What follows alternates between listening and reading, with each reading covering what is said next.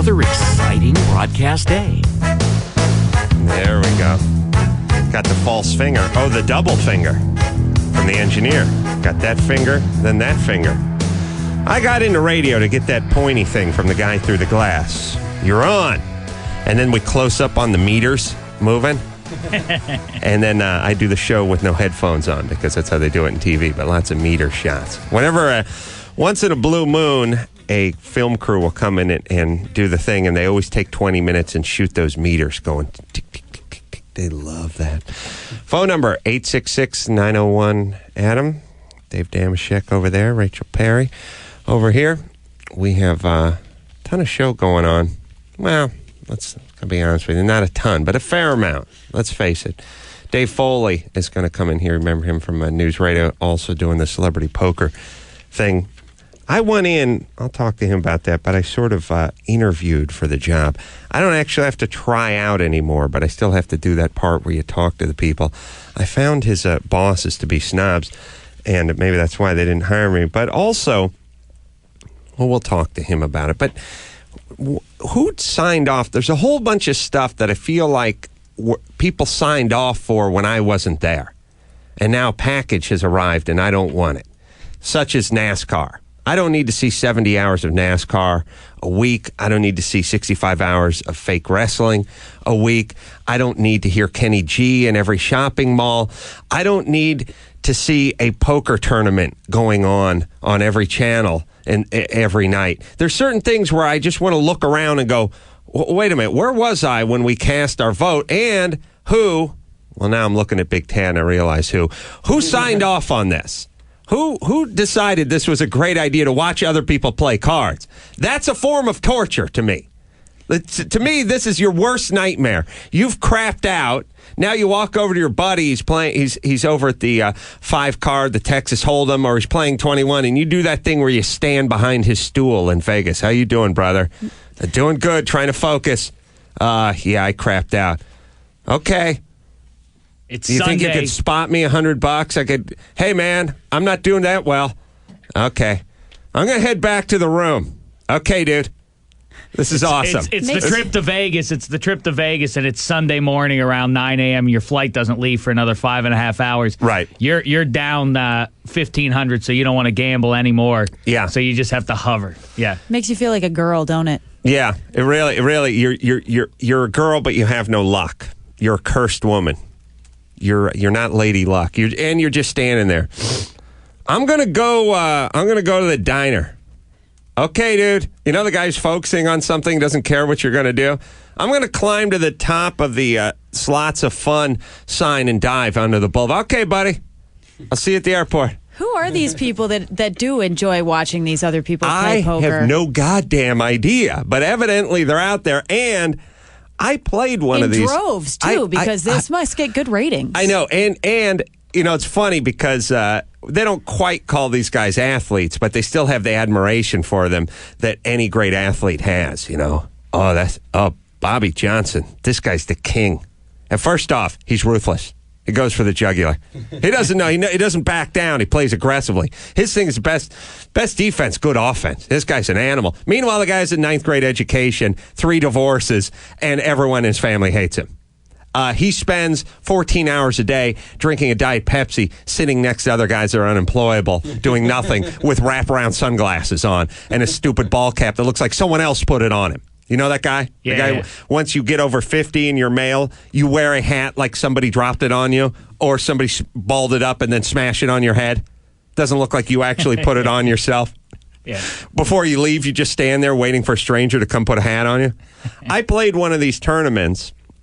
And then you got the blowhard celebrities that are Matt Damon, he's serious about it. He could go pro. There's always that. He could do this, you know, if he wanted to, he could do this for a living. He wouldn't make any money, but he could do this for a living. Ben Affleck. I did one of these tournaments. Bless you, dear.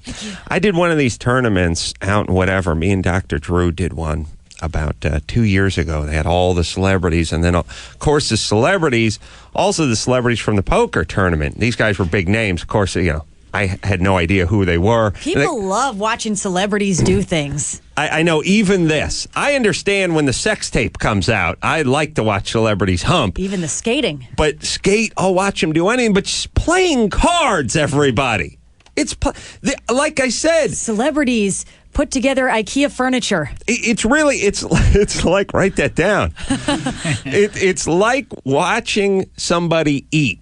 It's something you enjoy yourself, you would love to participate in, but it's almost excruciating and torturous just to watch somebody else do it. Well, this is no fun. I'd rather watch nothing. I'd rather see the Indian head on the screen than watch a guy do something I would like to do myself. As a matter of fact, like the eating thing, it makes me want to play, but I can't. So I have to just sit here alone. Teasing you. Right, taunting. Cruel. Celebrity furniture assembly. Today, Ben Affleck is going to try to put together an ottoman from IKEA. This is going to be awesome. Getting that little Allen wrench out.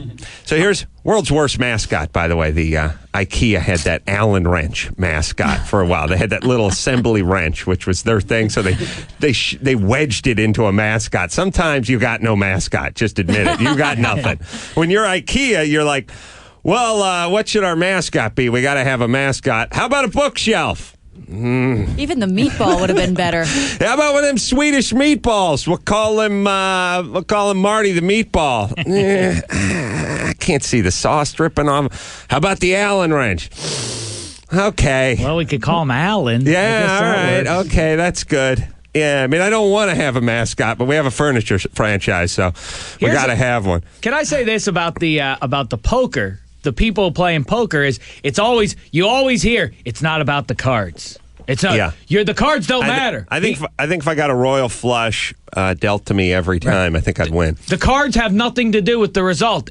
I can read you. You see, I'm a master. Then why is it that every year in these huge tournaments, some bozo comes out of nowhere and wins it? Right. There's a new bozo. There's a new housewife that she learned to play online. Yeah, right. It doesn't happen in sports. The Seahawks aren't losing to a junior high football team. Right, right.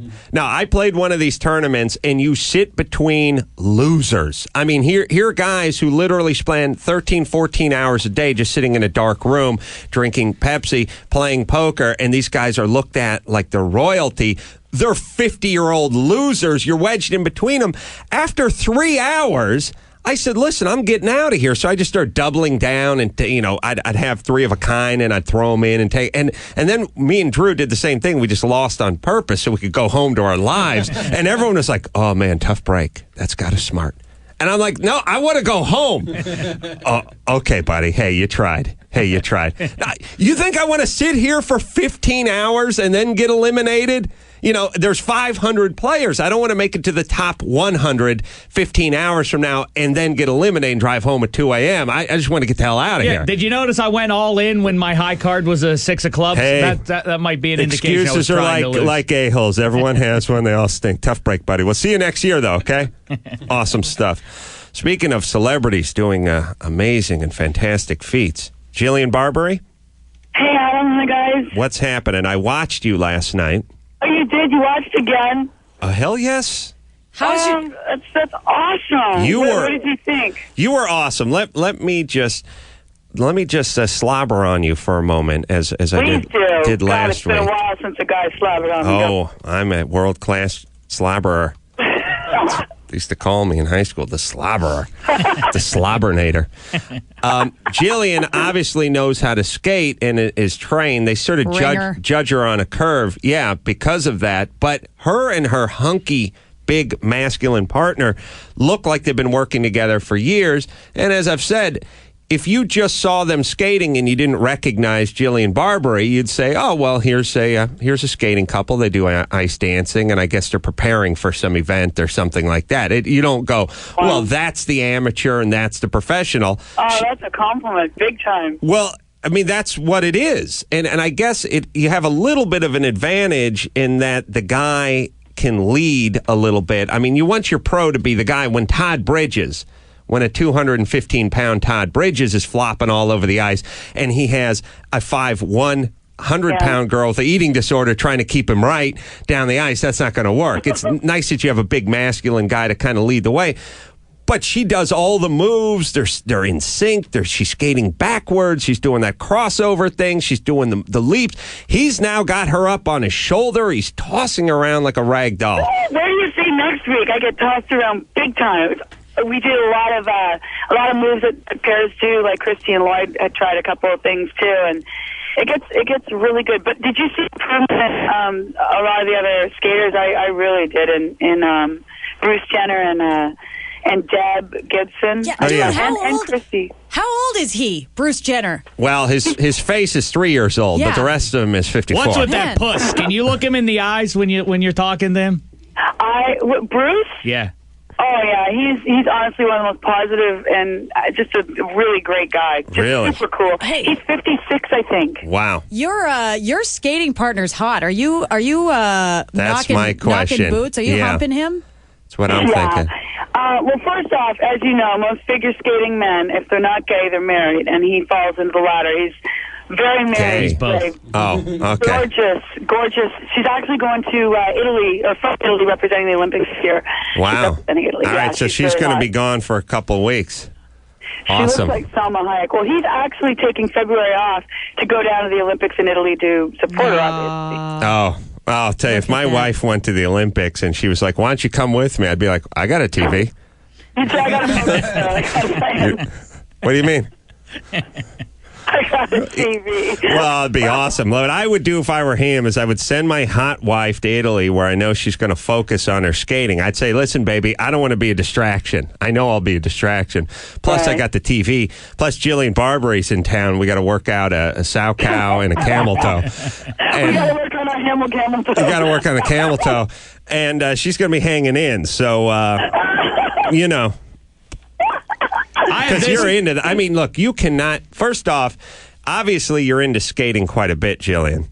Well, I mean, I stopped at 13, and I always had it as in the back of my mind that I would maybe one day again. And outside of coaching or doing some elements for the skating show, for our show rather, Good Day LA, Brian Boitano came into town.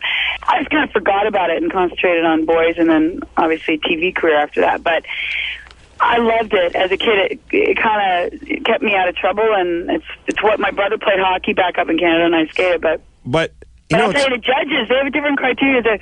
As you can see, they're saying, I didn't improve, and they were brutal.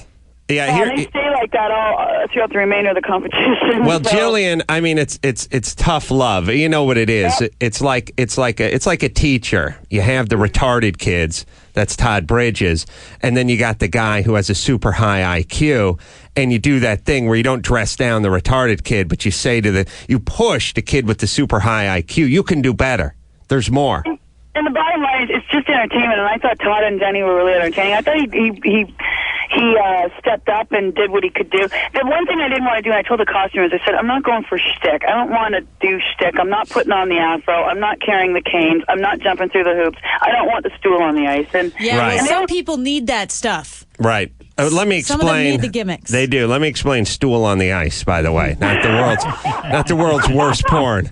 It was an actual physical stool that they went. And not everyone saw the show, Jillian. And not to mention Dave Coulier's giant package. Yes.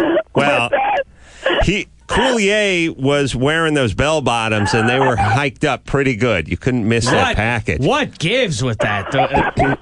Well, here's easy, Unsightly. baby. Here's the thing. If you're going to be working on a block of ice as a male, you got to shove a couple tube socks down there just to round things out. You know what I mean? If you're physically going to just be on a block of ice, you may use the whole sock drawer down there and a yam to boot. Like, I would just stuff whatever's in Grandma's attic would just end up down there. It'd be a junk pile. My fly, it'd be like one of those cartoons where they open the hall closet and they're buried with sporting goods. When I unzip my fly, that's what it'd be like. Just everything start bowling balls, everything, bicycles, everything would start rolling out. No way am I working on block ice on camera that way and doing that move where you're holding the chick over your head and you're wearing the tight outfit. All right, baby. Easy now. So Todd's gone. Todd hit the ice. He spun out and hit the ground at a certain point. He was trying hard, and it was fun watching him because it was really like watching a waiter carrying a tray with a bunch of dishes on it and losing his balance. Or like, oh. And Jillian is awesome, but they know it, and so they're being tough on her. And she skated her blades off yesterday, and the judges all gave it to her. Oh, you didn't. I liked last week better. Blah blah blah. I know. It's funny because I did footwork. I did a layback spin, a spin where you like go back. And come on, it was. I thought I did pretty good, but then I realized it wasn't like what you're doing. You think you're doing so great, and then when you see the tape afterwards, you're kind of like, oh wow, I wasn't going as fast as I thought I was, or whatever. But I swear to God, next week is so good, and then it just gets better and better and better does Christy Swanson bang her chin? Was that her that gashed herself? Oh yeah. I'm telling you, it is. As we've talked about, the second time she does it too. She does it twice because he's picking her up and he's spinning her, and her face just smashes on the ice as she splits her chin open. I really mean it. Like if you were in somebody's carpeted living room. Yeah, doing that stuff, and you move the furniture to the side, you'd be like, whoa, slow down, put a helmet on. The fact that you're on a block of ice, and the other guy, more importantly, the guy who's spinning you is on the same block of ice, and he's wearing ice skates, and you're wearing tight pants. Yeah, you're wearing half a unitard and a wig for protection, and the guy's hoisting over his head and stuff. It just seems like why aren't there more skaters in comas? No, I had never done a bear skate before in my life, and so, like I was telling you guys, you meet your partner, and hello, I mean, he's pretty nice to look at. I know, my wife had to point that out as well. Now. Yeah, listen, I mean, and it's not like he doesn't know it. Everywhere we would go, people would be gawking and like literally would come up and say, oh my God, you're a good looking man. I've seen gay people, straight people. Yeah. And also I've never seen someone have more offers. I mean, Warner Brothers and really? Morris, they would come to the shows to watch, and constant cards at the end of the night. And I said, did you pull digits like this when you were a single man? And he's so humble, and he just had Barneys at catalogs throw themselves at him. He's done modeling, obviously, but nothing that he's worked for. I had that happen too, by the way. Oh, I mean, I physically got hit with a Barneys catalog, but that's different. I was trying to get into a Barneys. Well, let me say this. I know, and you know what? Usually I have two fallbacks when my wife announces somebody's hot on TV. I do gay or short. Sometimes I combine them, too. Oh, yeah, he's good-looking guy. Too bad he's gay. Or, yeah, he's good-looking if you like those short guys. Yeah, but that's, that's one of those things. This guy seems to be tall. He's tall and straight, right? Oh, yeah. I may have to do my fallback, which is stupid. Not that my wife would know, but stupid. Is he dumb at least? I swear to you, I looked for fault for 8 weeks. I was like, what could be wrong with this guy? Honestly, he's so humble about everything that he's worked up to get to the level that he's at. And let's face it, he's been to the Olympics. He's 3-time national champion of the United States. He's worked really hard. He hasn't concentrated on his looks. He's concentrated on his skating ability. Sure. And he's just kind and he's sweet and physically so frickin' pretty. You're Jillian, if he was not married. Oh, in a heartbeat. I'm not. Yes, of course I'd go out with him. Yes, absolutely. Of course. But what about Coulier's package? I'm going to say this: Dorothy Hamill is Olympic, royalty. She deserves better than this. Than to have to look at that unsightly mess. Coulier's package. Coulier's package would be a good name for a band. It's like Reuben Kincaid. I like that. Yeah. Well, I played with Coulier's package for a while in 2005 through 2008, and then I did my own solo thing. Pre-Pius. So you guys like watching the show? Like, do you think at any moment people are going to fall? Because it does happen in the competition. It is. It looks like everyone is going to fall. Well, not you. Yours is a beautiful symphony. But let me tell you, I do eat it. Oh, really? Oh, yeah. Wow. I don't even know if I should say, but I do. I mean, it's... All right. Well, listen, we will look forward to it. I really enjoy it. Here's the whole thing. Here's how you know it's a good show. Mark Hamill doesn't do a great job. Susie Chaffee, or whoever's doing the interviews, doesn't do a great job. You don't think so? Scott Hamilton. Scott Hamilton. Mark Hamill from Corvette Summer. Is that girl a giant? Or is he's a midget. He's just a tiny man.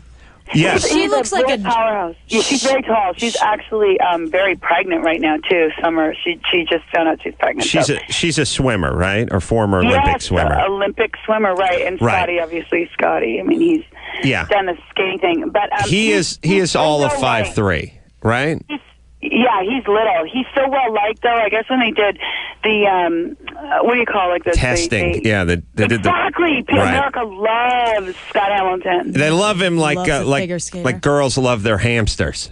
You know what I mean? He's cute. He's harmless. He could do no wrong. But he's not great. But the point is he doesn't have to be good to judge it. Nobody has to be good. It's just watching these celebrities skate is fascinating. And you, my dear. Really? You are the queen of the ice. I'm the ice queen. Yes, just like I'm the queen of the airwaves. I think what's going to happen, like the judges, they're getting obviously pickier with me, and they see improvement in other people. You're going to win. Oh, you already won. You just can't talk about it. All right, Jillian Barberie, we have to take a break. Everyone's skating with celebrities. Thanks, Rachel. Have a great day, you guys. Thank you. We'll watch every week. I do enjoy the show. Skating with Celebrities, Monday nights on Fox, 8 p.m. And John Zimmerman, so hunky Iceman. And pulls off the leather pants on the ice, too. We will, not pulls off, but gets away with. Oh, if only he did. What a dream for this young girl. We will take a break. We will be right back after this.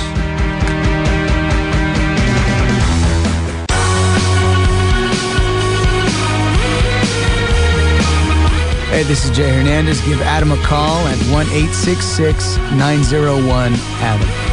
Yes, you should. 866-901-ADAM.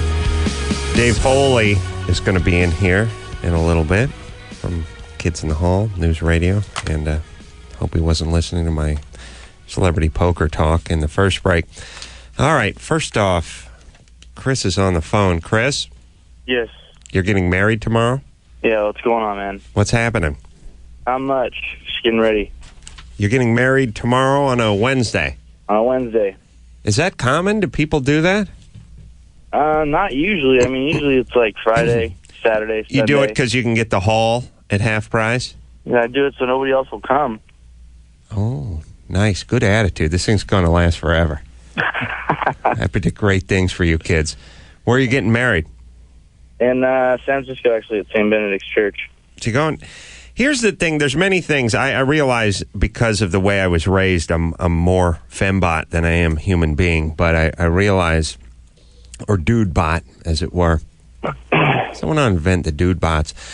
I feel like the actual wedding ceremony is sort of personal, and it's weird to have 165 people you work with show up at the actual part where you're doing the vows and you're talking about, I'm going to love you forever and cherish you, and I've written my own and all that stuff. And by the way, nobody wants to be there except for the parents. Nobody. Exactly. I am like a kid at a dentist office at those things, and it's always uncomfortable, and you never know what time they're going to start.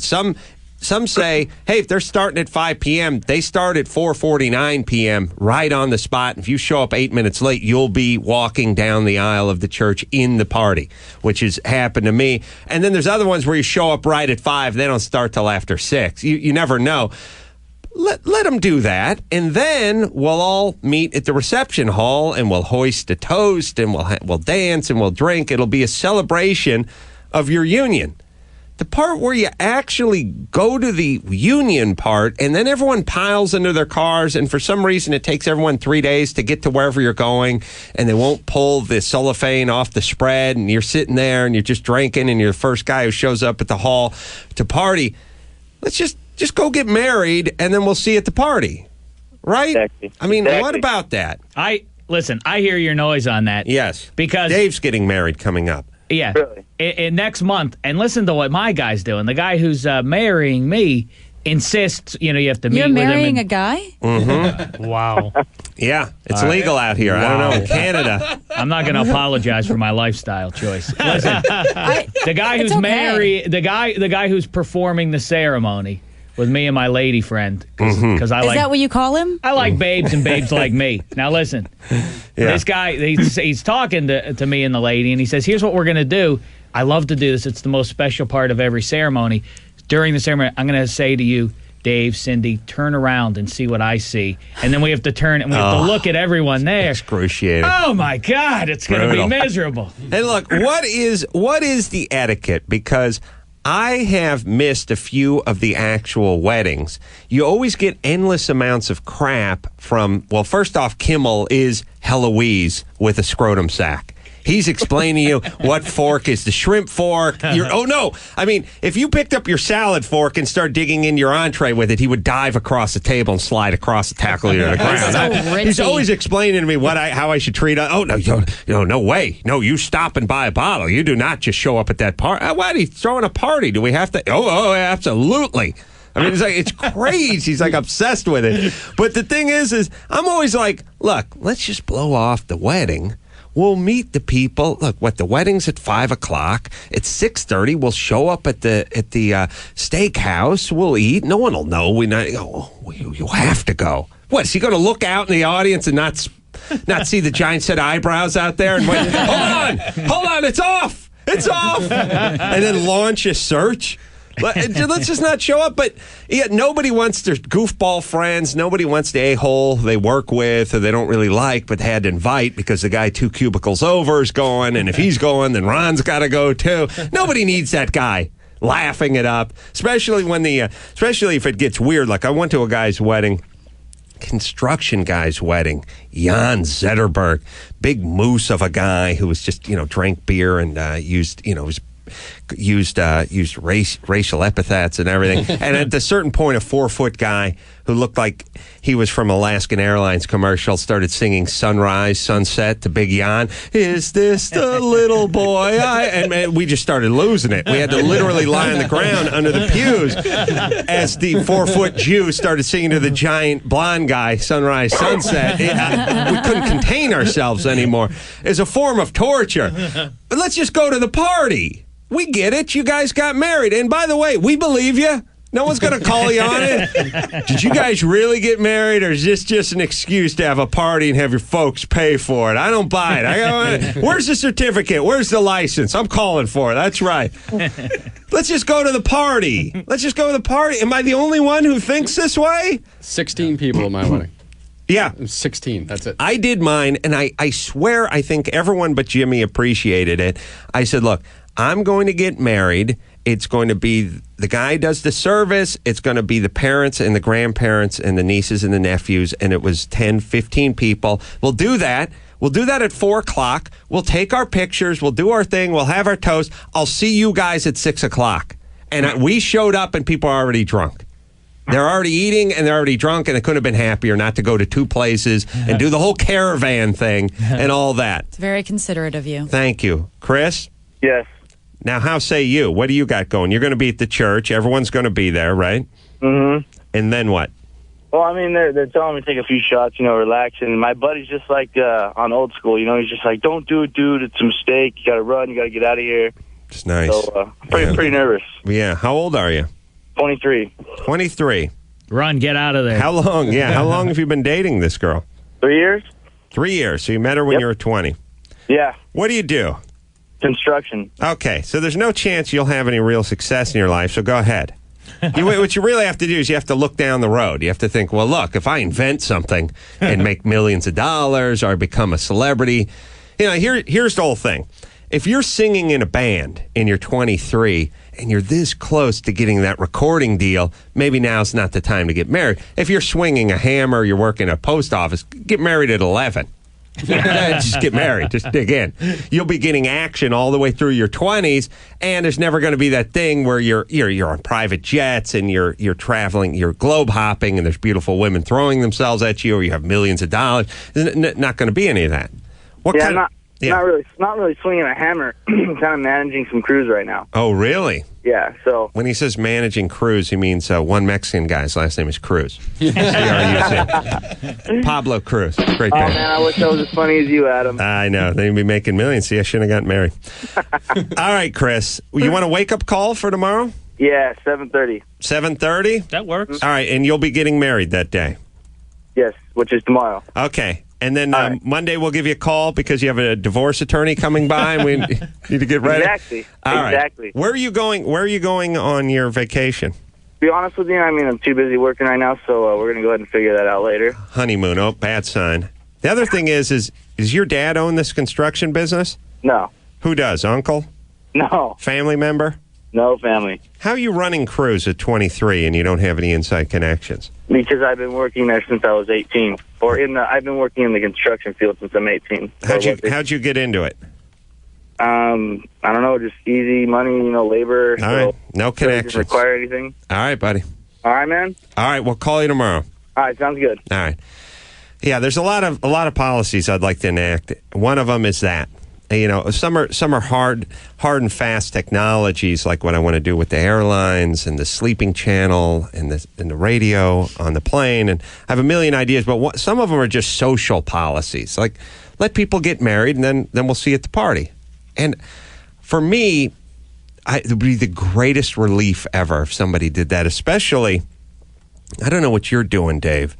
I know your gal pal. Is she Jewish as well? She is, yes. Oh, okay, you're done. Here's the worst. Here's the worst. Now, this is sort of crap rolled in more fecal matter when they do that thing where he's Jewish and she's Episcopalian. So what we're going to do is we got the rabbi and we got the preacher in here, and then they're both. You guys couldn't decide? I get both. Both. And that's the other thing. Flip a goddamn coin. Flip a coin. I don't want to be exposed to both. And you really do understand the difference between the Jews and the Gentiles, because the preacher's up there. The priest will be up there and it's like, okay, you love this man. Look at that. The ring symbolizes the endless circle. Okay, but you guys are good. And then the rabbi proceeds to do an hour and 20 minutes, maybe 40 minutes of just shtick. The rabbi, you don't realize how blowhardy every rabbi is. These guys are all stand-up comedians who couldn't make it in that world, who became rabbis so they could have a captive audience. And then, of course, everyone laughs their ass off because it's a rabbi talking. They're not at the local comedy club. These guys are... find me a bigger blowhard than a rabbi. I defy anybody. Here's a better challenge. Find me a quiet, introverted rabbi.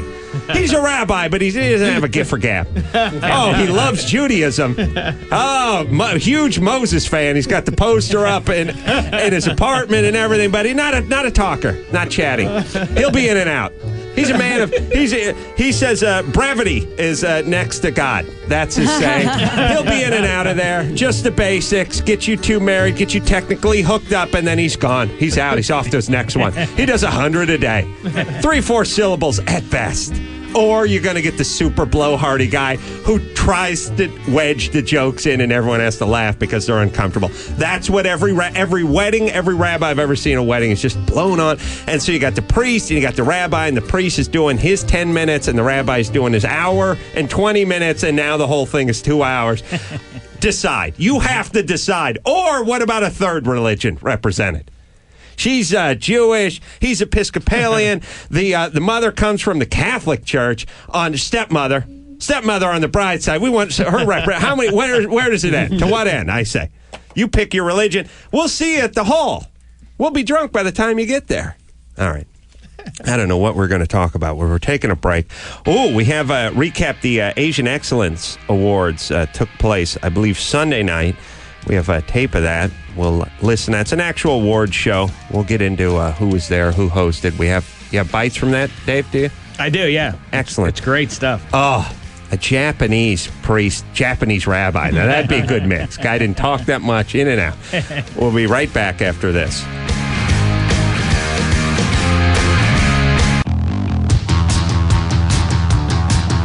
Want me to say the same what you said? You're listening to Adam Carolla show.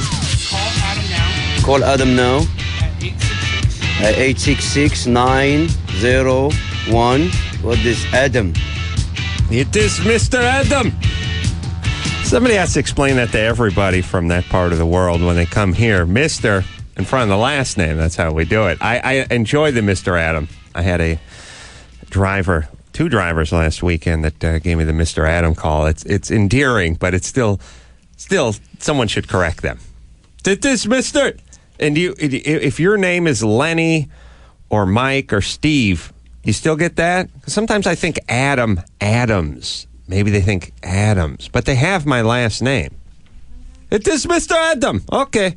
It's nice. It's sort of between, it's a casual respect, but I like it. But I actually think they don't know. and it's only in certain parts of the country, and I'm just wondering if we should give him a little heads up. Although I've been trying to get Mr. Oswaldo to pronounce Mr. Adam for 16 years now, no such luck. So maybe I should just go find another river to paddle in. Dave Damashek. Did this, Mr. David? David is here. He saw the Asian Excellence Awards last, I think it was Sunday. Was it not? Spectacular stuff. Yeah, they were held here in L.A. actually last Thursday is when they went down, and they're not going to be on cable TV until later on this week. Oh, I see. They're not on yet, but they had them out here in Los Angeles. But these are, I know it sounds like a joke, the Asian Awards, but the Asian Excellence Awards. They're going to air on cable. Shot here in L.A. They give out awards for things like outstanding film. They do outstanding male and female TV performance. The guy Daniel Day Kim and Yeonjun Kim from Lost. They won for these things. It was a fantastic stuff. I think we have a clip from the awards. You got a clip from it? Yeah. What category is this now? This is, let's play the one from Outstanding Film. Okay. Let's hear how that went.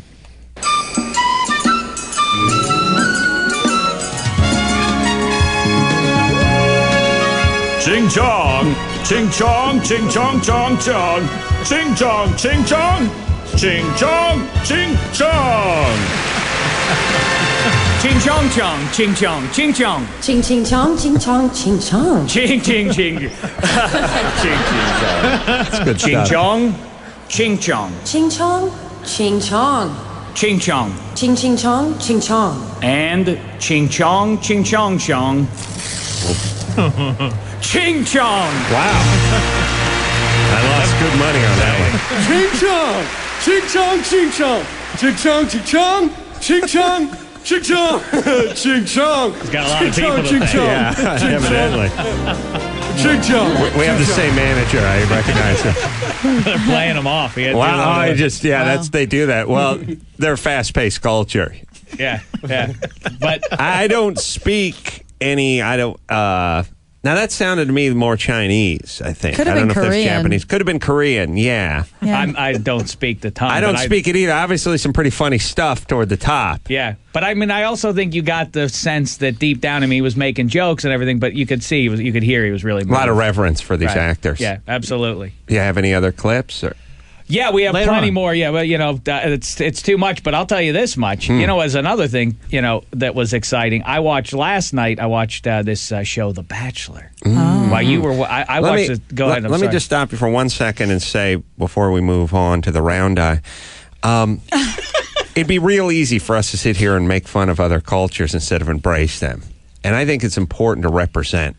Well, if I can shine a light on different cultures, and I think we're afraid of what we don't understand sometimes. Right. And I think it's part of my job as a master broadcaster and a passionate man to not exclude, to have everyone represented like a beautiful quilt. Right. I mean, some people would say, "Oh, well, the Academy Awards are all that matters." No, to a white man, maybe, but right. You know what? Well, first off, there's a hell of a lot more of them than there are us. So why we? Okay, enough said. Good stuff, Dave. Moving on. All right. Now, next to this Bachelor business, a lot of nonsense going on. But I've raised I may be the first to have made mention of this. I'm telling you, this fella. All the women, they're falling all over themselves to get at him. Yes. Let me say it again. I think this fella's gay. Listen to this. He gets home. He spends a date with a beautiful woman. Spends the whole night with her in Paris. They trip the light. Fantastic. A lot of hot chicks. She gets home, and you thought maybe there was some making out going on. You didn't know. And then she gets home and has this discussion with the other girls. Did you kiss him? He kissed me, yeah. But right now, I'm kind of like, what the I was under the impression that he kind of wanted to save the first kiss for me. I just don't know how I'm going to stand out to him when there's someone else there that's going to just constantly be one step in front of me. No tongue? No. Keeping it classy. If you didn't hear that, did you kiss him with tongue, she says. We're now in the... I thought you said ching chong. Yeah. I didn't hear tongue. This is, did you kiss him with tongue, she says. And she... No. He was keeping it classy. They're now a month into the show. He's keeping it classy. She says classy. I say gay. Yeah. You see? Yeah. These women are throwing themselves at him, and he won't have them. Well, there's a couple thoughts. One is he does that kiss I see in the porn movies every once in a while when the hot runaway 19-year-old blonde has to smooch with Ron Jeremy before they actually make coitus. That sort of, where they sort of turn and the person ends up kissing. If you ever end up kissing on the side of someone's face, you'll keep going because you don't want it to be abrupt. It's like when you raise your hand and you realize you don't have the right answer, you go ahead and scratch the back of your neck. That's the equivalent of trying to kiss somebody and having them turn. You just keep kissing down the side of their face. But there was a lot of that. Hot young chicks trying to slip the tongue to this guy and end up sort of making out with his cheek, which is ridiculous. He is either gay or diabolical because he has whipped these women into a frenzy, and they're like sharks and the waters have been chummed. They're going to bite each other. They're going at it. Who's going to kiss him first? Yeah, but to what end though? He's not going to end up marrying any of them, so he should just just run through them. It is diabolical because all these women are hot. If they were in a singles bar with other men and this guy came walking in, they'd say, oh, there's a cute guy, but he'd have to get in line with the rest of the guys to get their notice. They are going at it, and him not giving it to him is kind of interesting. Now, maybe gay, maybe diabolical. Only time will tell, but I'll be interested. I'll be watching because it drives the ladies are driven nuts when they're put off sexually, especially the hot 23 and 24-year-olds who are just used to having it the other way. Yeah. Awesome. And a good strategy, by the way. If you have a son and you think he may not be gay, you should sit down with him and watch his show and go, listen, laddie, this is the strategy. You see, don't be all eager. Don't be panting. Don't be, what else can I get you, Your Highness? Do that. Do that. Do what this guy does. This is, good strategy. Good stuff, Dave. And the Asian Awards also fantastic we got more stuff. For later. We have more of that. All right, we'll take a break. We'll be back. News, sports, Ass Kiss Rodeo will be played. All that after this.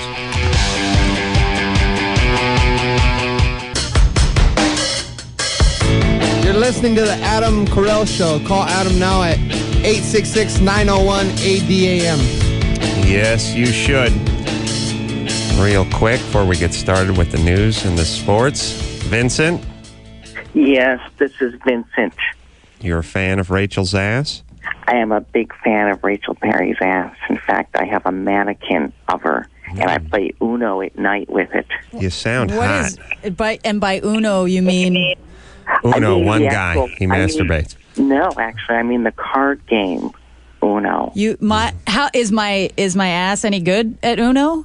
You know what? The funny thing is, last night you won, and I was pissed. I had 4 cards left, and you called Uno. Yeah. Don't get cocky. The mannequin ass beat Damashek at Connect 4, 3 out of 5 games. Yeah.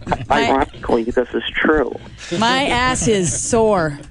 I mean, a sore loser. That's right. Hey, Vincent. Yes. How old are you?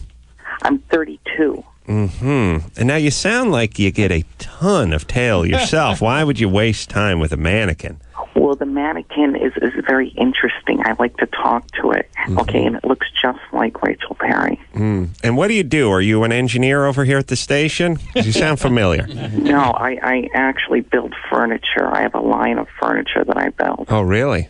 What are you? You a dado man, a rabbit man, or a dovetail man in the joining department? I'm sorry? Oh, you build furniture? You don't know what a dado joint is? Adam, I'm not like the swing and hammer kind of furniture builder like you. Let me just ask something. I've been doing radio for 11 years. I've been a carpenter for 20 years. I've had 1,000 people call up and just sort of in passing say, yeah, I'm a framer, or I build furniture, I'm a cabinet maker. And I go, oh, cabinet maker. What do you do? You do the face frame, or do you like a biscuit joint, or do you like a dado joint? Huh? It'd be the equivalent to saying, if you're an accountant, you're saying, do you like the 1099 form, or do you like the 40 whatever form, and them going, I've never heard of that.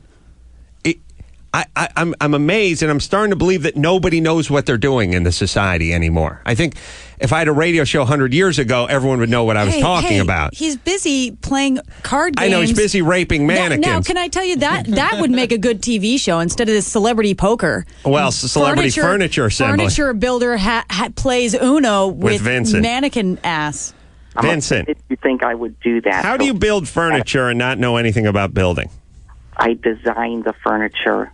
Okay, Carolla. Oh, I see. So it gets downgraded now. You built furniture 10 seconds ago. Now that you designed furniture, okay. So Office furniture? Excuse me, Sampras with Down syndrome. Okay, let's talk about right there. Jimmy has called me Pete Sampras with Down syndrome. This is before. a man's man you're talking to. Hey, Vincent, who you got in the Super Bowl? Okay, let's talk about Dave Foley. Okay. All right, please. Weirdo. Only I can make fun of Dave Foley. Here's the thing. Kimmel has called me Pete Sampras with Down syndrome. Kimmel is, you know, the people that do this, that don't let it go at, they'll go, you look like, and then they fill in the celebrity, but then they have to go ahead and explain a ugly version of that celebrity. I say unnecessary. You could just look like Brad Pitt, or you could look like Elliot Gould, but you don't have to be the whatever version of that person. Whatever celebrity you look like, leave it at that. Jimmy will always do that. He'll go, you look like Pete Sampras, the tennis player. I mean, an unattractive Pete Sampras. Like, okay, we didn't have to qualify it with that. Can I just look like Pete Sampras? Why are you still friends with him? That's a good point. You mean Pete Sampras? Yeah. Yeah, we don't talk anymore. He's a jerk.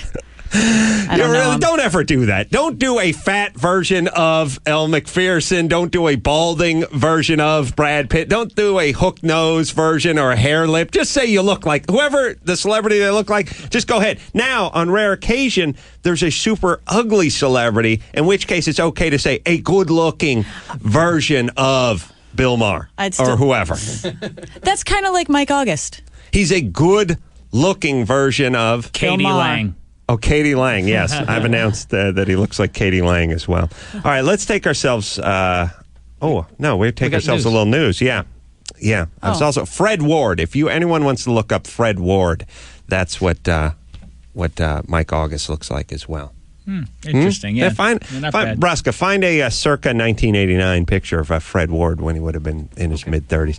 All right, now, Rachel Perry with the news.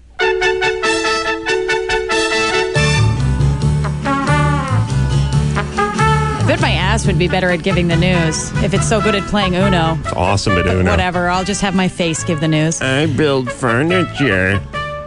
All right.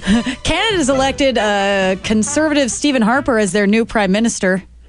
I know. This whole nation's a buzz. Awesome. Everything's going to change now. Canada always seems to follow what America does, though. We're such copycats of America. You guys get conservative. We'll get a conservative. All right. Well, a whole new age is dawning with Canada, because after that 60 Minutes report on Sunday, turns out they have more oil than the Middle East, and we're going to have to start kissing some Canadian ass real soon, because they are swimming in it. You have already been raping our lakes now. That's right. We rape your mannequins in your lakes, and now we'd like to rape your soil. Ford has announced plans, of course, to cut 25,000 to 30,000 jobs and close 14 manufacturing plants over the next 6 years. Here's Ford CEO Bill Ford explaining the benefit of cutting jobs. By taking the actions we are today, in the long run, we will create far more stable and secure jobs. We all have to change, and we all have to sacrifice. Right. But I believe this is the path to winning. Yeah, he has to sacrifice. It's going to be tough. It's going to be tough. He'll go with a heavy heart back to his 23-room mansion in Michigan. It's going to be awesome. Bill Fold would be a good name. I know this guy's name is Bill Ford, but if I was a porn star, I'd go with Bill Fold. It's a good name. Solid. Understated, but solid. Do you guys use Blackberries? No, I'd like to. Yeah, you should. I'd like to. Yeah, I'd like to get into it. You should get that. And you should start watching 24 as well. Yeah, okay. That TV show. Go ahead. A bunch of things you should start doing. You got a clip? Yeah. No. No? Okay. I was just starting to tell you things that you should be doing. Okay, you should eat more avocados. It's really good for your health. They say there's a lot of fat, but it's the good fat. It's good for you, for your brain. There's no fat that I think is good. Certainly not on a person. She's fat, but she's the good kind of fat. Except you don't want to have sex with beef jerky. I would explain if I was a woman who was fat, I would go, yeah, oh, sure, I'm fat. It's the good kind. It's not the trans fat you see on that big ass over there. This is solid. This is the good stuff. It's good for your heart. Back to the BlackBerry thing. Apparently, they may be shutting down BlackBerry service because of a copyright infringement case, but this remains to be seen. But people everywhere going nuts over this. Police have arrested a 49-year-old woman in a Los Angeles suburb and her 74-year-old husband for running a prostitution ring out of their suburban home through Craigslist. I always I like the victimless crimes. I'm a huge fan of the prostitution, of the gambling, vice, all that stuff. I enjoy that. And by the way, we always seem to have enough cops to work on these things. Yeah. Never enough to stop the spent uranium from coming into the port of Los Angeles or Seattle or San Francisco, but plenty of cops to pose as Asian businessmen to bust up the prostitution ring. Always tons for that. Well, I heard about the Heidi Fleiss case. I spoke to Heidi Fleiss once about it. There's about 40 cops on that job. Of course, what line would you be in if you were a cop? You want to go ride shotgun through South Central and go on the gang crash unit, or do you want to go get yourself a nice BJ from a runaway? Yeah, we're going undercover on this one. Yeah, deep cover. Deep cover. Yeah, way deep. Why don't you Too go far back from to your backup. home on Whore Island? Well, I'm going to save all my rumors and celebrity, all that stuff for a little later. So I guess that's the news for now. It's time for Dave Damashek's number one sports. Number one sports. Do it, Dave. LA's favorite NBA team, the Clippers, rallied from 19 down last night to beat the Warriors. They're now just 3 back of first-place Phoenix and a game and a half ahead of those Lakers. College ball, 7th-ranked Gonzaga wins behind the ugly Larry Bird. Brendan Morrison's 41, like you talk about. He looks like Larry Bird. He's just an ugly. Larry Bird's right. an ugly Larry Bird. Right. NFL, the Buffalo Bills have named Dick Duran their new head coach, and the Houston Texans hired Gary Kubiak to be theirs. Dick Fold. It's my porn name. NHL, Kings beat the Mighty Ducks in an overtime shootout, and Gretzky's fellas, the Coyotes, lose at Dallas. Now, you know, Gretzky's been in his first year, they're game above 500 now, and he's still getting his feet wet as a coach, and they talked to him after the game about how the season's going thus far. I'm getting there, man. I'm getting there, but I'm still going to tell y'all I'm not. You know what I'm saying? I'm just trying to, man, just be professional about it and come work hard every night, man, and do all I can to put my team in the best position to get a win. So that's Coach Gretzky. Wow, yeah. Famous Canadian, maybe the most famous Canadian. And a sort of a slight build for a hockey player, too. Blonde, fair skin. Yeah. Yeah, okay. Yeah, keep going. Okay. Yeah.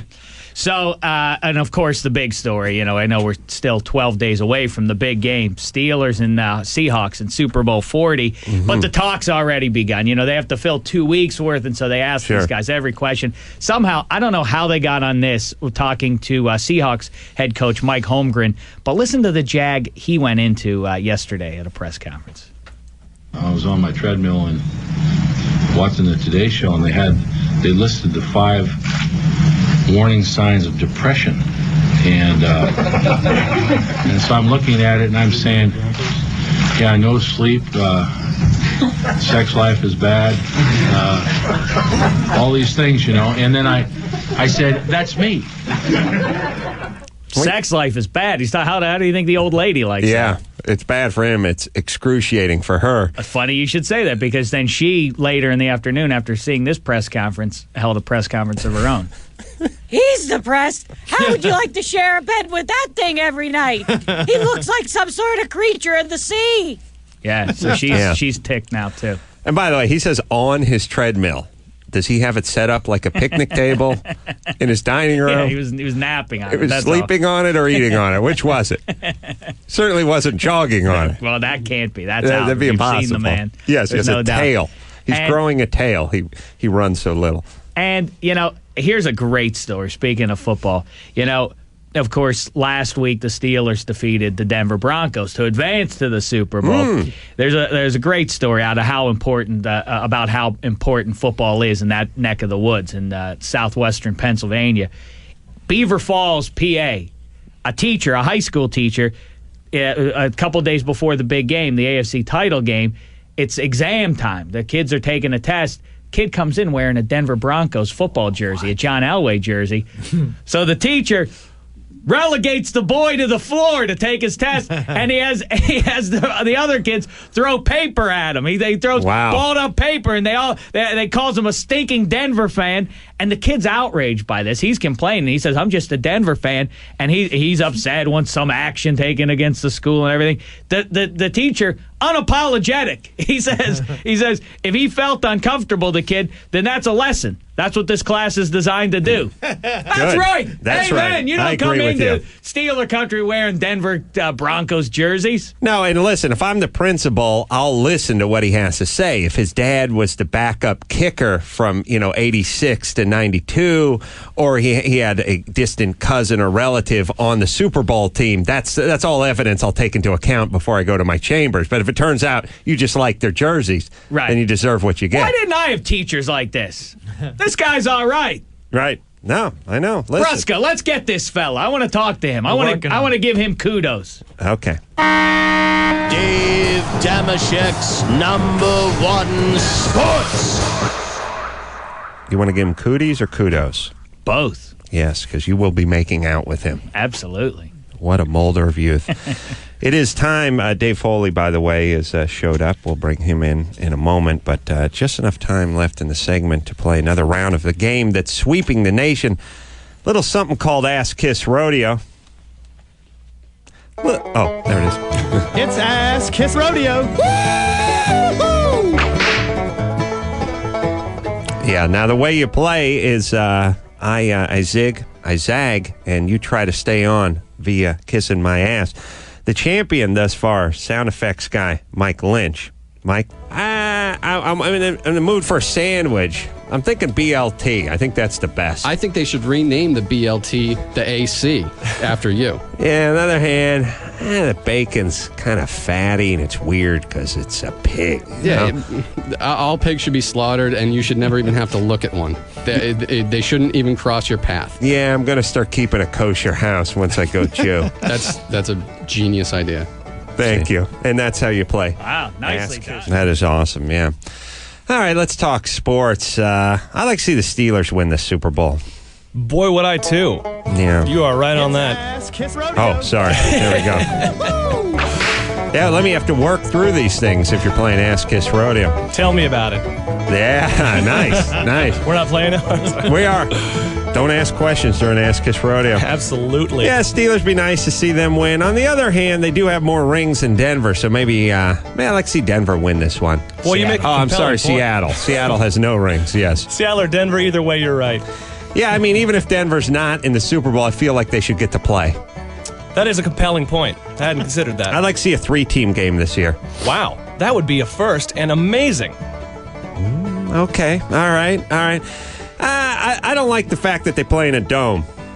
Dome's terrible. Can't play in a dome. Yeah, I like them playing on the natural sod. Gotta love God's green earth. Absolutely. I think people of color should be sterilized. Wow, that is an interesting take. I'm going to have to go with you. Interesting. Sorry. There's nothing interesting about it. You're for it. It's a great idea. Oh, drats. Not bad. I had high hopes for the phone for phone screener, Brian. I did too. I had high hopes, but it just turned out to be People a of color shameless being parroting of sterilized. everything you said. It was no good. He was too brief. He's got a little style to I it. feel like if you gave him a second chance one day. Well, it's too bad that day will never come now. It is Mock too Chanel, go answer the phones. Good luck. Good on Adam, you. no matter what you say, I agree. Everything you do is genius. Go man the phone and talk to all the people that think you're horrible at Ask Kiss Radio, Brian. I mean, Ask Kiss Rodeo, sorry. Yeah, here's the whole thing about, which this is just turning into, but here's the whole thing about Ask Kiss Rodeo. You want to agree, oh, yes, boss, you're right, but you also want to be creative about it. Do a little creative ass kissing. And that was solid, but you never want to say that's interesting, because it's like me saying, oh, what do you think of my new haircut? It's interesting. No. You're right. Some things are tough to get on. Sorry. You're right. Some things are tough to get on board with. I'm gonna have to work on. Well, that's why I throw a curve. I throw a curve. A lot of controversial curves. Once again, it shows in what it takes to be a champion. Anyone That's right. can kiss ass on an average level, you know. Right.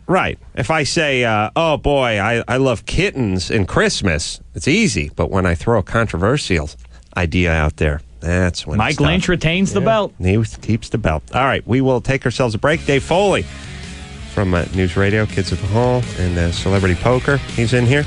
We'll bring him in a few, and we'll be right back after this.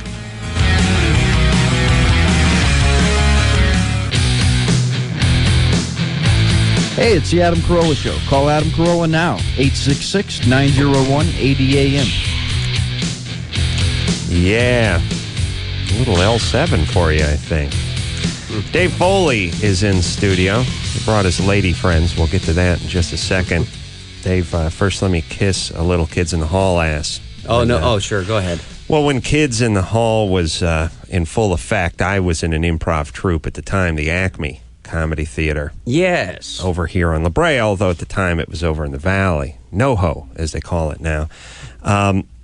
We looked at Kids in the Hall as the benchmark, as the essence of quality in sketch comedy. Or at least an troupe. indication that it's not that hard.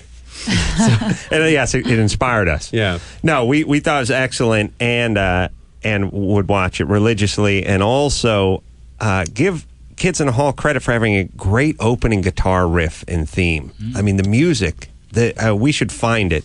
Bruska, go find it somewhere. Yeah. The Kids in the Hall guitar. It was awesome. And I always wonder, it didn't feel like a comedy show, but it was still really good, and it seemed to work. Where did you find it? Where'd you get it? And how'd that come about? Well, the music, it was by a band called Shadowy Man on a Shadowy Planet, who were kind of our sort of contemporaries of ours. They actually started out in Calgary with Mark and Bruce and came to Toronto. And we started using their, I started out because we used to use Circus by the Jam as our theme music to start our club shows. Mm-hmm. And at one point I said, well, why are we using the Jam? Why don't we use Shadowy Man? And sort of I went home and grabbed the only single I had of theirs, and one side had a song called Bennett Surf. That's the name of is that the name of the song? And no, the song that we actually used was called Having an Average Weekend. Wow. It's just a great guitar lick. Yeah, it's amazing. They were a great band. Brian Connolly is an amazing guitar player. And they used to play in studio with us when we were doing the show between sketches. You guys started in, is it Canada or Canada? I'm always unclear. It's La Cañada. La Cañada. Yeah. You guys started in the La Cañada, Flint Ridge area. Yeah. When you were just lads, and it was everybody from Kids in the Hall is Canadian, right? Yes. And you all got together. And how long were you doing your own thing or doing your own theater thing before the TV came about? About as the five of us, about 4 years. And how did the TV thing come about? I mean, you have the sort of SCTV as a little bit of a precedent. Yeah, well, part of it was that the people from SCTV started coming down to see our shows when we were a Queen Street club act in Toronto, and then in '85 when Lorne Michaels went back to Saturday Night Live, he was casting and looking for people in Toronto, and we got scouted for that. And two of the guys, Mark and Bruce, got hired as a year as apprentice writers on Saturday Night Live. Oh, really? And at the end of that year, Lauren came up to see the troupe because they kept flying up and doing shows with us on their weeks off. And so he came up and saw one of our shows and decided to fire them as writers and put them back in the troupe. Yeah, make a show for. So it's kind of nice. So he was normally to go watch a show like this, you would cherry pick. You would just pull out a couple of the stars and bring them over to your network. But he liked you guys so much, he just gave you your own show. Yeah. Which I approved of because I wasn't one of the guys with a gig. Smart. So. And of course, News Radio. Dave is here to plug a live show, a theater show called The Tribute, and explain that to us. Well, this is a show I'm at, and I'm joined in the studio by the stars and co-writers of the show, Chrissy Guerrero, Laura Milligan, Pinky Turzo, and Tracy Denisi, who are all here, and they'll be singing in a second. And it's a show about a girl group from the 80s where the lead singer goes off on a solo career, becomes hugely successful, and the other four members of the group disappear. Right. Basically. And then years later, the lead singer dies of numerous causes and leaves her management company and her record label in huge debt. And they decide they're going to get the old band back together to do a tribute show to try and raise money to cover some of the losses. And did you write it, or do you produce it, or direct it? I co-wrote it, and I co-directed it with our friend Steve Hibbert, who was one of the directors of the Groundlings. I do know him because I was thrown out of the Groundlings. Lord Michael. We had no such luck with Lord Michael. I was just asked to leave my advanced class and not to come back. It's always funny when you go, so this is it? I'm out? Well, you could take it again if you want. Yeah. Okay. Well, we're done. Yeah, but I had the same experience with Second City workshops. Oh, they toss you. Yeah. Now who's laughing? Yeah. No, I'm asking who. Well, yeah. Nobody at that Second City theater. So you've both been fired from things that you're paying to be a part of? Yes. Yeah. You know they have integrity when you're paying and they won't take your money. They just ask you to leave. Yeah.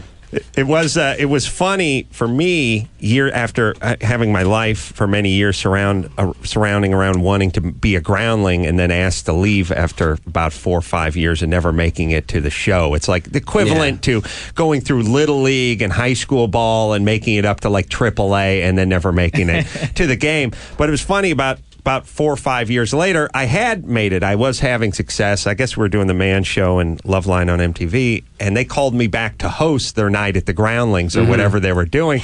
And I was sitting backstage like a school kid with guys who were in the cast saying, my God, what's it like to be a groundling? And the guy's like, well, I got 4 roommates. And we all live in an apartment in Van Nuys, and right now I'm borrowing my brother's car. And I was like, awesome, oh man, you're my hero. And it's like, I don't make money. Yeah. This sucks. You have a job. But I was still jealous of it. Yeah. Back to the girl bands, I watch all those behind the music shows about the Go-Go's and the Bangles and everything. It's always the same story. There's the hot lead chick. The band gets successful. They're like sisters when they're coming up, but then they want to do the photo shoot, and it turns out Rolling Stones just want Belinda Carlisle. They just want the lead singer. And the fat chick with the bad skin who plays the fish, the hollowed out fish, she's angry. She's upset, and she storms out of the band. Screw this. Meanwhile, they're splitting up the royalties. They're all whacking it up 4 or 5 ways. Everyone's getting rich, but she's PO'd. Yeah. Well, I like to think of myself as the Belinda Carlisle of the Kids in the Hall. Yeah, oh yeah. So yeah, that's true. It is true. Yeah, you really are. You're the foxiest guy in that band. True, and quite possibly the straightest as well. Mm-hmm. All right. So you know what? You guys are such Canadian royalty that when I was in university, there was a guy who was sleeping with Scott Thompson. He was the most popular Scott Thompson's gay. Yeah. He was like, oh wow, you know him? Wow, kids, no. Yeah, Scott isn't actually gay, but we asked him to be gay so we could niche market. Yeah, go sleep with some professors and let's really spread this thing out. All right, now we're going to hear some singing. We're gonna do a little bit, a number from the show, so this there's a little scene starting it, and it's the singers have reunited to get ready to do the show, and they're all discussing how the stories they've heard about how the diva died, how their former lead singer has died. This is from Tribute, by the way, which Dave directs, and it's Friday and Saturday at the Steve Allen Theater out here in Hollywood. Steve Allen, who wrote a song every 8 seconds. And a book every 9 seconds. Yes. Awesome. All right, so I'll hand it over to the ladies. So it's so sad how she died, huh? Mm-hmm. Yeah, I heard it was a stroke. I thought it was a heart attack. Oh, no. Hepatitis A, B, and C, and maybe even D.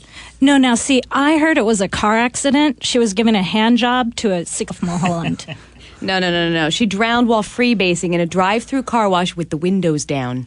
No, skiing in Aspen and ran right into the Sonny Bono Monument. Jesus, that must be the 8th person this year. Bad idea putting it there. No. I heard it was suicide. Yeah, she shot herself in the heart with a crossbow, tipped in Botox. Yes, dear, it was suicide, but I heard she slashed her wrists with a broken Elliott Smith CD and jumped right off the Mondrian Hotel. That is the only way I'd go to Sky Bar. No, it was autoerotic asphyxiation while watching her own True Hollywood story. Nice. No, now, see, I know that it was that she was in the desert. Yeah, I always thought it'd be her heroin problem that would get her. Heroin? I thought it was coke. Crack, I thought. No, crystal meth suppositories. I say it's cocaine. And I say it's propane. I say it's needles. And I say it's speedballs. Cocaine, propane, Needles. Speedballs. she called the whole thing off. I say she's an ice queen. And I say a size queen. I say she's a coke whore. And I say just whore. Ice queen, Size queen. coke whore. Just whore. She called the whole thing off. And oh, when she called the whole thing off, then we did part. And oh, she brought it to a crashing halt. It's all her fault. So what if the freebase burnt up her whole face? And what if the Valium made her go all numb? Freebase, burnt face, Valium, all numb. She called the whole thing off. She called the whole thing off.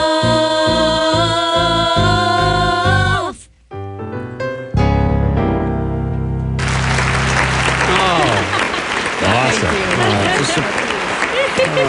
It's a surprisingly large studio audience you have here. Wow. Oh, we got we also, that was awesome, ladies. We also have the Kids in the Hall theme ready as well that we spoke of. Can you guys sing something to that? Let's hear that lick.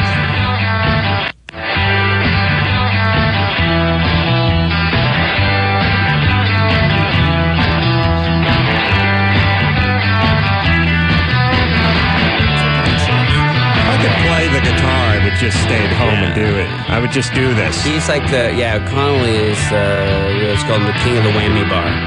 Because that's like his whole thing was that whammy. Is that the hollowed out kind of wooden one?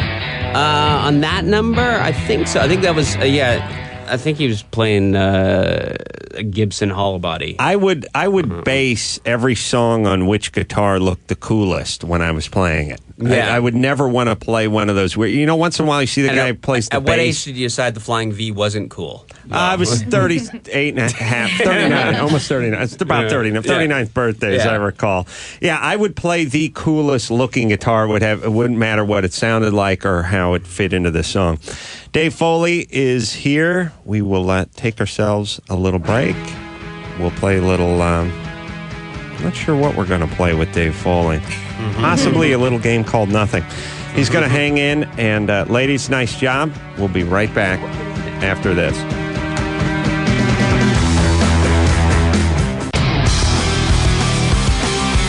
This is Doug Savant from Desperate Housewives, and you're listening to The Adam Carolla Show. Yes, you is. Call 866-901-ADAM. Have any questions for Dave Foley? It was nice of Doug to drop by, though. Yeah, he just ran in, did that liner and split. Got to be on the set over at Wisteria Lane. Is that where they are? The men are just on constant call there. Dave. Dave. They're on 18-hour days. Dave Foley is plugging a little something called The Tribute, which is going to be at the Steve Allen Theater. Steve Allen wrote 3 books after he died. Did he die? Is he dead yet? He is dead. Yeah. So he's down to 3 books a month. He's hanging out with Tupac. Making new music. It's going to be at the Steve Allen Theater on Hollywood Boulevard. For tickets, you go to www.plays411.com and you can see the show this Friday, Saturday. It is one of those things where if you've written 8 or 10 books in your life, then you're a good author. But if you've written 450, you're a madman. You're just some crazy guy. It's one of the few things where if you do more of something, you actually get punished. But Steve Allen always bragging about how he invented comedy, but also how he's written 7,000 books. And I would argue that they all can't be your best if you do 7,500 books.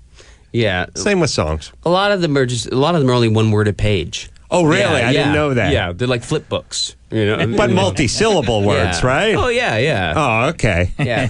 And I think the last 300 books he wrote were all about how nobody under the age of 70 was funny. Yeah. And then the 300, or once he got to his 80th birthday, there was nobody under 80. It's funny. Yeah. I know. We gotta go blue. We gotta work blue because we're weak. It's the only way to get a laugh. Eric? Hey, good morning, guys. You have a question for Dave Foley? Good morning. I do. Good morning. Dave, you're the funniest guy on that show. Question: The show right now? I don't know. That's not fair. Yeah. Kids in the Hall. Oh, that one, yeah. I have a question: why they never replayed it? I only saw it once. My favorite one skit was when the father and son are out in the woods, and the dad's like, "Come on, shoot me," and your dad shot you, and his dad shot him, and there's a pile of bones behind them, Viking helmets and stuff, and. That was Did us? you get in trouble for that, or why? I only saw it one time. Steve Allen didn't think it was funny, by the way. He wrote in. I don't even know. To be honestly, I'm not sure I remember that sketch. No, but they're hunters in the woods. You're probably right. There were a lot of them. But Dave was pretty high during those years. Oh, it was the ganj. Yeah, I don't think I was in that one, so I didn't pay much attention. What was your favorite out of all the sketches, Dave, if you have one? I know they're like your children. Yeah. I don't know if I have a favorite. I like, there was a sketch we called it Comfortable, which is two couples at a dinner party, and it's about how great it is to have good friends and you're very comfortable, and it eventually devolves into the one guy basically grabbing my wife and having sex with her on the dining room table. Because they're that comfortable. They're that comfortable. And so it's hard to describe. I also like the guy performing surgery, although he was not a physician. Oh, was that me? That was you. That was me, the bad yes. doctor. Yes. Yeah, covered the in bad blood. Doctor. Yeah. The guy who knew nothing about medicine. My favorite was a very small one. It was right at the top of the show. It was not much call for a gunslinger anymore. Oh, and then right. you ride off with the candy apple cart. Yes. Yes. I like the cops. I like all the stuff with the police. Also, want to talk a little about the celebrity poker. The Celebrity Poker Showdown. Big hit on Bravo. I find some of the celebrities, I did one of those celebrity, I don't know if it was blackjack or poker, but everybody took themselves a little too seriously for my taste. Maybe on the blackjack show. And also, on the blackjack show. On our show, never everyone's poker. drunk. No one's taking themselves that seriously. They were drunk and asinine. Oh, good. But they were sort of admitting that they had coaches and that they'd practiced, and it seemed very like the kind of thing you'd want to play a little closer to the vest. Yeah. To use a piece of poker lingo. Who's been the biggest pain in the ass? Aside from me? Aside from you on that show. Biggest pain in the ass? Who's gotten loaded and been an ass? Most volatile, I guess, was Dennis Rodman. Really? Who actually stormed off the set after accidentally folding. Yeah, he accidentally folded his cards, and he thought he had a winning hand. He really didn't. But he got really mad. Yeah. Stormed off the set, and said, I'm not going to play. And Josh Molina had to talk him into coming back, and then he came back, and then he later folded 3 queens. Rodman was in the celebrity game I played too, by the way. It was one seat for me. Yeah. Always uncomfortable. Yeah. So Rodman, biggest ass? Most volatile. I'll most say volatile. That. Yeah. Who's been the blowhardiest? Self-important. Well, that's hard to say. There's a lot of them, I know. Yeah. I don't like to say anything mean about anybody, Blowhard could be a compliment. Really? Oh, then James Woods. Oh, yeah. He's a talker. Yeah. Takes himself seriously. Yeah. Yes, takes his game seriously. And he started his own poker show, I guess. Oh, he did? The Game Show channel. He did that Poker Royalty, I think it's called. I have not heard of it. Something, I don't know. I only watch Bravo. Yeah. All right. I don't like watching poker shows, so I don't watch any of them. Dave Foley, everybody. And the new season begins when? When do you start up with that? I think, we're supposed to go up. I think we're supposed to shoot some more in April. The last thing I heard was that we're going to do it in April, and we might take the show to New Orleans this time. Oh, really? Interesting. Yeah, and it looks like right now I might. Phil Gordon, my co-host, I think is not going to come back. I'm hoping that maybe he'll still do it. You got rid of him? No, he got a better job, which is odd because he didn't need even any job because he's a multimillionaire. So he enjoys working. Yeah. So you're going to get a new CBS show, co-host. Yeah, I don't know who. Dennis Rodman. Might I suggest Rodman, or better yet, Big Tad? Yeah, to literally anchor the team. Literally. I got to tell you, the toughest interview was really when Rodman lost and having to go in and try to console him. Well, I'm sure he was agitated, he was drunk, and then he was Rodman. Yeah. Rodman, under great circumstances, is a very tough interview. He just kind of makes a humming noise. I kept saying I told him Dave Navarro had played and lost. And I said it's the Carmen Electra curse. Oh. Anyone who married Carmen Electra can't win on the show. And then actually Dave Navarro popped in and joined us. Awesome and uncomfortable. Yeah. All right, Dave Foley, everybody, the tribute. Thanks for coming in, Dave. The tribute is this Friday and Saturday at the Steve Allen Theater on Hollywood Boulevard. www.plays411.com is how you get tickets, and Celebrity Poker Showdown as well. Coming up, we will take ourselves a break. We'll be back with news and sports after this.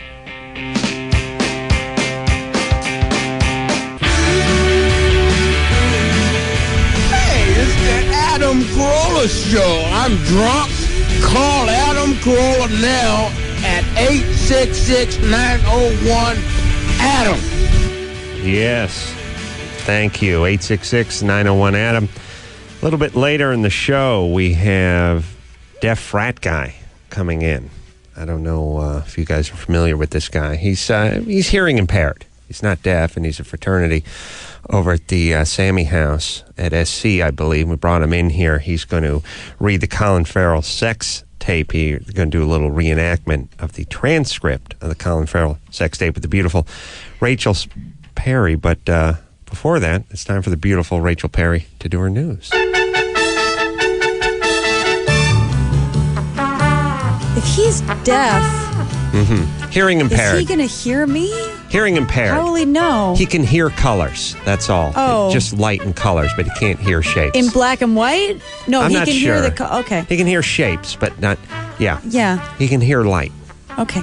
Anyway, Ford has announced plans to cut 25 to 30,000 jobs and close 14 manufacturing plants over the next 6 years. President Bush recently talking to an audience at Kansas State University and explained why he needs to authorize wiretapping without a warrant. And one of the ways to protect the American people is to understand the intentions of the enemy. If they're making phone calls into the United States, we need to know why to protect you. Yeah. I know he's a boob, but I've had an ass full of these ACLU pussies, too. I mean, they had the computer of one of the guys who was going to flight school before 9/11, and they were scared to break into it because of these attorneys from the ACLU and many other bleeding heart organizations. Who cares? Stop being so pompous, everybody. Yeah. You're not talking about anything. Believe me, no one cares what you're talking about. And if you are talking to Al-Qaeda, then we want to know. Yeah. I'm fine with that. I don't care if the government hears every goddamn thing I say. At home, in the bedroom, in the bathroom, it doesn't matter to me. They're not interested. This whole thought, and I know I'm going on a jag in the middle of your thing here, but this whole thing is so arrogant to think that the government gives a good goddamn about you. They don't. They want your tax money, and then they want you to keep orderly so they can continue collecting tax money. That's about it. They don't want to freak you out. They don't want any more buildings blowing up or any planes flying into anything, and then they need money, and that's about it. Yeah, but that's our whole society now. Everybody's so important. I was so cool. I should have a reality show. People would be really interested in this. I'm going to assemble IKEA furniture for 14 hours a day and film it, and I'm going to stream it on the internet. People would love that. You should do a show. You could read about it in my blog. Yeah. Everyone's got a blog. Everyone's got a blog now. A taxi driver in New York, some female taxi driver's got a blog. Yeah. Yeah. You should have a blog about doing this radio show. Right. Here's the deal, everybody. Relax. You're nothing. You're nothing. You're a pimple on the ass of the government. They're not interested in you. You know what, Adam? You should write a book. I really should. You should write a book. First, I'm going to collaborate. First, he has to learn how to write. And then read, and then I will write a book. You should write a book about your struggle to learn to read. I'm going to collaborate with Steve Allen's urn on a book. We're going to get together. That would be fascinating. Yes. That would be fascinating. Speaking of Star Jones and the whole book, and I know you love that book, Dave Damashek. Sure. Don't deny that you don't. Awesome. Who better to give advice on love? I consider it my guidebook to life. Sure. It is. It's a physical, emotional, and spiritual journey to finding love by Star Jones Reynolds. And apparently she did an interview on some Atlanta radio station, and they asked her, they said, "Oh, we heard that you got your stomach stapling done here in Atlanta." She went crazy. Yeah. She went nuts and hung up on them and said, "I'm surprised you would repeat something that is clearly gossip. I don't fall into these games." Yeah, she's such an... And she wagged her head and finger. She's such an exquisite blowhard that she talks in every interview about going in for consultation with surgeons for the gastric bypass surgery, yet won't say whether she did it or not. Now, we can do the math on that. I assume she's lost 200 pounds in 2 days after struggling. 150 in 3 weeks after struggling with weight her entire life. Whenever you see that, figure they went under the surgeon's knife. But come on, loudmouth. Don't bring up the topic. Here's what I'm saying. If you don't want to talk about your gastric bypass surgery, that's fine. Don't bring it up. It's like all these a-holes in this town. I got an idea for a project. I'm pitching it to Bravo, ABC, and CBS. Oh, what is it? Can't talk about it. Then shut up. Shut up. If you can't talk about it, then shut up. I'm sure it's a horrible idea, but shut up. Or, yeah, if you bring it up, then talk about it, or shut up. Star Jones, by the way, is one of these women who you might say, probably a couple of years ago, you might have looked at and said, if she would lose some weight, she might be a nice-looking woman. She's one of those. Turns out, no. Lost the weight and gained like a whole bunch more attitude. And have you noticed, anger. by the way, that she looks strangely like Nicole Richie? Have you seen this? Yes. Have you taken note of this? Take a good look at the two of them side by side. My question is, why is she so upset that people are accusing her of gastric bypass? Like, if you had it, right. you know what I mean? What's the problem? Like, why do you care? Good for you. Good for you. Now shut up. Not that it's I just, whatever. Shar Jackson, you know Shar Jackson? Mm-hmm. Federline ex-baby mama. Mm-hmm. Apparently humping Britney's ex-first husband, Jason Alexander. Nice power move. No way. From Seinfeld? Yeah. Wow. Odd couple. No, the other one. That. The other one, the no-name guy that keeps trying to probably wants his own reality show. Hey, what's good for the goose, good for the gander, even though no one knows what a gander is. Hey, my ex-baby daddy married Britney Spears, and we should have a reality show, you and me. You were married to her, weren't you? People care. Yeah. Good. I like that. I'm not saying they're having one. I'm just saying that's probably what they're thinking. Alanis Morissette says that girls should experiment with lesbianism to test the waters and get a sense of what your preferences are. What about dudes? Should we do a little light cornholing just to see if it's the kind of see if it takes? You should experiment with lesbianism too, Adam. What is that? I know girls say that because it gets guys turned on, but you never hear that talking about guys. Yeah, I went camping it was my good friend Steve. We had some hot buttered cider. One thing led to another. I guess we're both feeling kind of lonely. Self-esteem was kind of low. So when we made out, we got it on, just oral. And then it turned out we're still just friends, kind of went back to what it was. It's cool. A lot of ladies. There's some chicks from a sorority who came by and sort of urged us on. Yeah, that's what happened. I'd love it. I'd love a whole bunch of chicks trying to get guys drunk so they would make out. Come on, you and Dave do it. It'd be awesome. Let me get my camera phone. It's going to be great. Yeah, guys don't do that. Chicks do. Chicks are much more malleable. They're flexible. They're physically more flexible, but they're sexually more flexible as well. Emotionally, mentally. Yeah. Politically, rhythmically. Yeah. They can go ahead and get it on with their friend in a night and just shrug it right off. Whereas if me and Tad ever really got into it physically, I would need years of therapy. I'd be like a Vietnam veteran. A few other little tidbits. Apparently, there's baby rumors about J-Lo and Mark Anthony. Enough already. I don't want any more baby rumors from you two until you actually have one. Oh, I'm sick of it. Mark Anthony's such a beautiful man. Sick of it. What a heartthrob. You should experience lesbianism with him. It'd be awesome. Yeah, Mexican Skeletor. It would be awesome. What a Latin crooner. The ladies, the ladies love Mark Anthony. He wrote the worst song ever 5 years ago, and I'm not done punishing him. Tell me, baby, because I need to know. I need to know. I need to know. Tell me, little. There's even talk that you're wanting me. It's a horrible song. It's a horrible, ridiculously bad song. It blows rhino hippo ass. It is a horrible song. Please, somebody find that horrible song, and yet we all just lap it up. We all just lap it up. You know why? Because we want to be cool and like sort of multicultural. Oh, no, that's not. He sells out soccer stadiums in Brazil. Oh, no, I'm hip. Oh, no, I like it. I like the Latin groove. It's like how white people pretend to like reggae music because they don't want to. When it's horrible music, but we're white. We have to pretend like we like it. Oh no, yeah. Oh no, awesome. Marley, then the Bob and Marley and Ziggy and the Wailers. Awesome stuff. I listen to it at home. It's awesome. It's awesome. Yes, that song blows. He is not good looking, and if he has any other hits, I would like to know. That's all I'm saying. Other than that, I'm a big fan. Yeah. Wow, you're so angry. Did you just have gastric bypass I'm surgery? angry. I'm angry at the Mark Anthony that he gets to be the Latin superstar all the time. You want to be the Latin superstar. Hello? Yeah, Hello? You want to be the Latin heartthrob. Here's all I'm saying. Does anyone have a Mark Anthony record?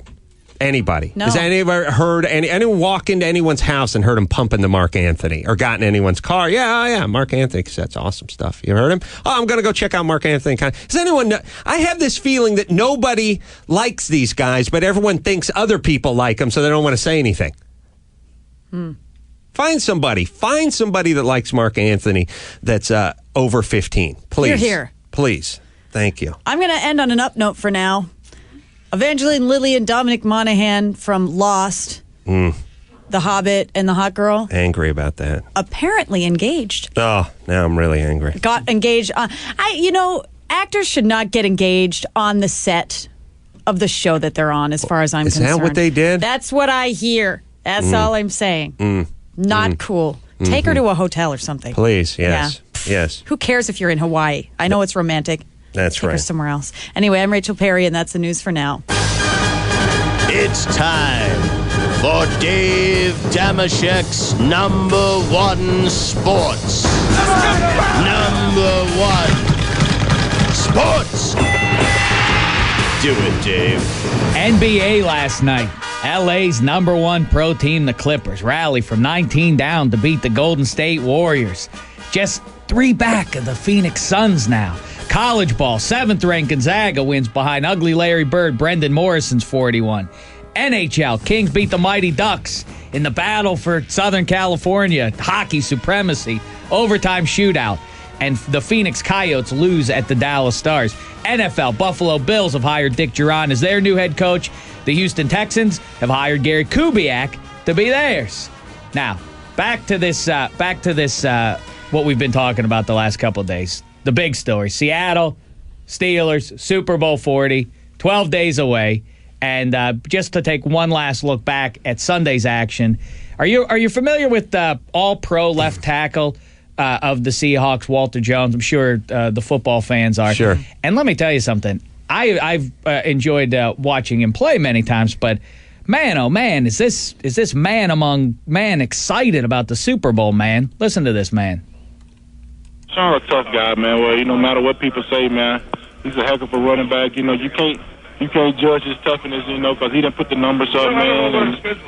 And guys beat him all the time, man. And it's been great all season. I knew him coming in this week that he's going to have a great game. He's going to run the ball hard, man. That's what he's been doing all season. Man, oh man. Wow. Right? These guys all went to college. Man, oh man.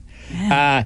And back to Gretzky too. Been talking about him some. He's in his first season as the coach of the Coyotes after his glorious career.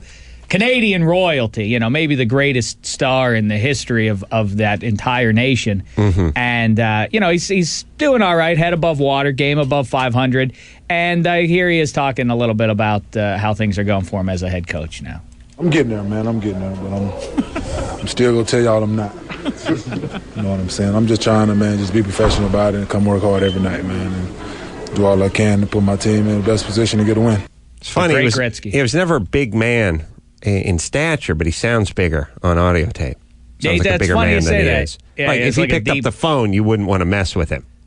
Yeah, you know what I mean? Like you if he do was, get that right. if he was ordering a pizza from your place, you'd think you weren't delivering it to a fair-skinned blonde guy. Sounds different. Right, because physically, as you Sounds say, yeah, he's a different, yeah. slight-looking guy, but when you just hear the voice, Sounds it's bigger. intimidating. Sounds yeah. different, yeah. Yeah, so, but, and one thing hopefully we're going to hear back from, a call's been placed to Beaver Falls, PA, southwestern Pennsylvania. Yeah, the principal football won't hotbed. the principal won't let us talk to him, but we're trying to get him. Well, they're very excited over there about this run of the Pittsburgh Steelers to Super Bowl 40. So excited, in fact, was one high school teacher that he relegated a Broncos fan in his class who was wearing a Broncos T-shirt. He relegated him to the floor of the classroom and had the other students pelt him with paper. And he won't apologize. I love it. Professor Damashek would have put him on the floor and defecated on him in front of the other students. So it could have been worse. And also, we were talking earlier today, non-sports related, but a competition nonetheless. They handed out a few days ago the Asian Excellence Awards. Mm-hmm. I know it sounds like a joke, but these are real. They hand them out for movie, for acting, and television. That was Sunday night. You're right. Now play. We played a clip earlier. Play another clip of. It was a pretty exciting moment in the broadcast. Or actually, it's not going to be broadcast until this weekend. But I have some early tape on it. But play the best male actor in a TV show. Oh.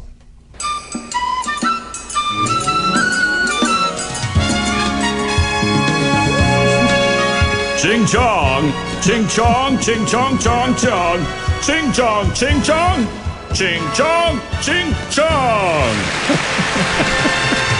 Ching chong, ching chong. Ching chong chong. Ching chong, ching. Chong chong. Ching ching chong, ching. Ching chong, ching chong. Ching chong chong. Ching chong, ching chong, ching. Ching chong, ching chong chong. And ching chong, ching. Ching chong, ching chong. I knew it. Tad, you owe me $5. Ching chong, ching chong, ching chong, ching chong, ching chong, ching chong, ching chong, ching chong, ching chong. One at a time. Those actresses. Yeah. They're so dramatic up there. I mean, Guess that was the wife of the best male actor. Well, he was on location in Ching Chong. No, that's the same thing. It's just like they've done with the Academy, where it's sometimes a woman who plays a man. Oh, is that what happened? Yeah. I didn't get that first time around. Awesome stuff, Damashek. Thank you. Dave Damashek's #1 sports. Ching Chong. All right. Can we hear a little of that Mark Anthony, by the way? Let's all just dig on this song. Rock and roll, baby. I feel like I should talk, but I'm going to vomit, so I'm just going to keep my mouth closed.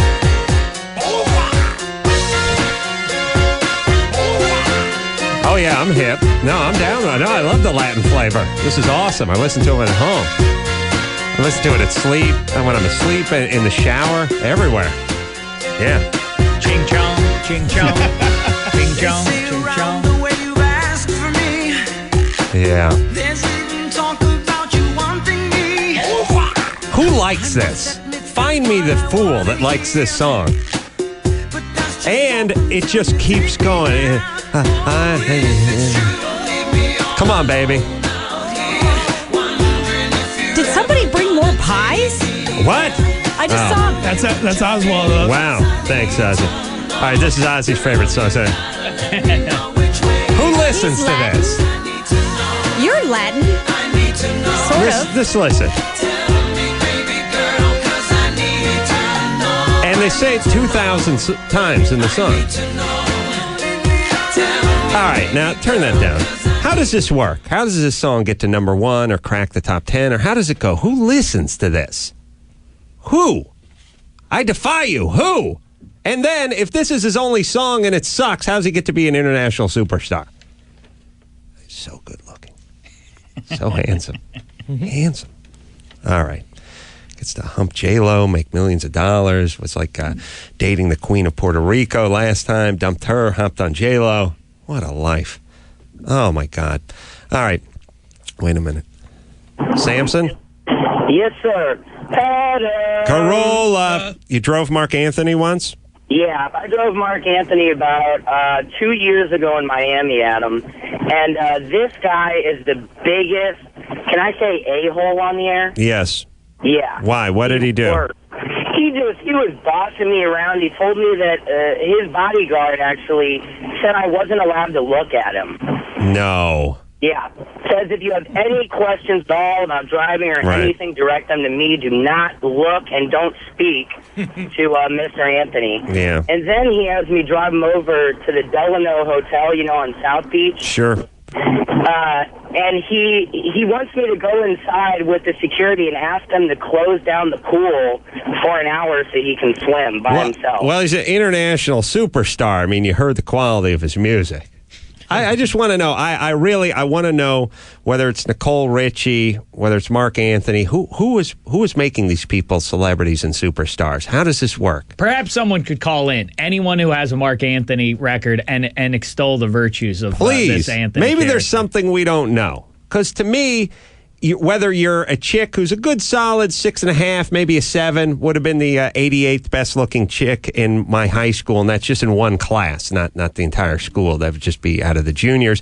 Or you're a guy who doesn't look that great, who sings like hell and writes crappy songs. Who are you? Who's buying it? What's going on? How does this work? I understand. I understand when you're a supermodel, and I understand when you're Cindy Crawford, and I understand when you're Tom Brady, and I understand when you're in the Rolling Stones, or you're an amazing musician, or you're an amazing composer, or you're an amazing actor. I understand Jackie Chan. He does karate, and he can do a cartwheel on your head. Fine. I understand all walks of life. I just don't understand the people that don't look good, don't have any discernible talent, and we're all down with. More news. Ugh. More news. Ugly people. Ugh. Ugh. I don't mind unattractive. Is there a human being that likes this song? Doesn't it just warm the cockles of your heart, Adam? No. I've been decockled. Decockled by this song. I had cockles. They were removed. You're a rhythmical eunuch? Yes. I have no cockles. I'm cockleless. Minus cockles. In the place where cockles used to be, there's just a note from Mark Anthony saying, I owe you. I've stolen your cockles, and I wear them like a ceremonial headdress at the Miami pools I've cleaned out. All right. Well, Ozzy's here. He brought a pie. Did you bring real pie? Those look like donuts or bagels or something. Oh, okay. Ozzy is here. We got to find him a place to throw his party. Also, we have our deaf frat guy in here. He's going to be going over the Colin Farrell transcripts of the porn. All that. How's he going to be able to read it? I'm sorry, he's not deaf. He's hearing impaired. Okay. We'll be right back after this.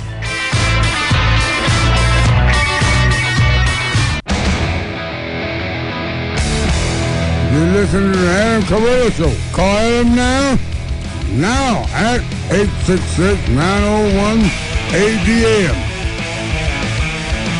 Let me give you that one more time. 866-901-ADAM. Mia has a aunt that's really into Mark Anthony. Mia? Yeah, like middle-aged, like Latina, like menopausal women. Like my aunt and like all her like menopausal friends. Like when they hear he's coming to town, they make sure like they're like the first people in line, like at Ticketmaster to get his tickets. So yeah, I thought that was so that's weird. who's into it. Latina menopausal women. Yeah, right? like that are like divorced. Right. Yeah, like now, and I hot for some reason. I don't mean to be incorrect, but the Latinas hit menopause in their mid to early 20s, right? They become fertile in 9-10 years old. They have kids about 12, and then menopause sets in at 24. Is that correct, or was someone lying about that? It's stereotypical. I'm 23. I have no kids. No kids? No kids. Wow, Is that, lesbian. Is that hard to awesome. You're hot. So it's your menopausal Latina aunts who go see Mark Anthony. Yeah, like middle-aged. All right. Do they have his CDs? Yeah, of course, they have like every CD. Does he have other hits that I'm unaware of? Yeah, he has Spanish hits, but like I really don't know them. But I know like they like know all the words and stuff. Okay, but nothing. Was there another song that got some airplay out in English radio? Probably. I can't think of any. Right. Yeah, I think there's a few. Okay. All right. Well, give a little tip of the hat to the old ladies from the Ace Man. Thank you, Adam. You're doing a good job. Thanks, baby doll. Bye. All right. All right, now, as we talked about earlier, my buddy Jason, who I met at a man show taping many years ago, him and his fraternity came out. I think he's in the Sammy house. Sammy house, yeah.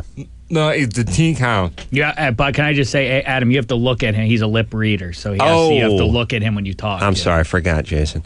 Yeah, he's a teak. That's cool, bro. He came out with his fraternity, the Teaks, and they saw a man show tape in, and they're pretty. I guess they're all pretty much into it, the beer and the whole thing. Dude, it was off the hook. Yeah, it was awesome. I'm not worthy to be here now. Oh, come on, buddy. Dude, you rock. Thanks, man. I never actually pledged a fraternity because I never actually went to college. But had I gone to college, I feel like I would have been I was that close to being a frat boy. This is the sort of party animal you would have gotten to hang out with. Proud of. Do you live in the house, Jason? Hell yeah. I'm a 50th senior. I like sports, chicks, and beer not in that order. And I like to smoke a little weed, but sometimes it gets me a little bummed out about my hearing. Right. Nah, it is. It's true when you get.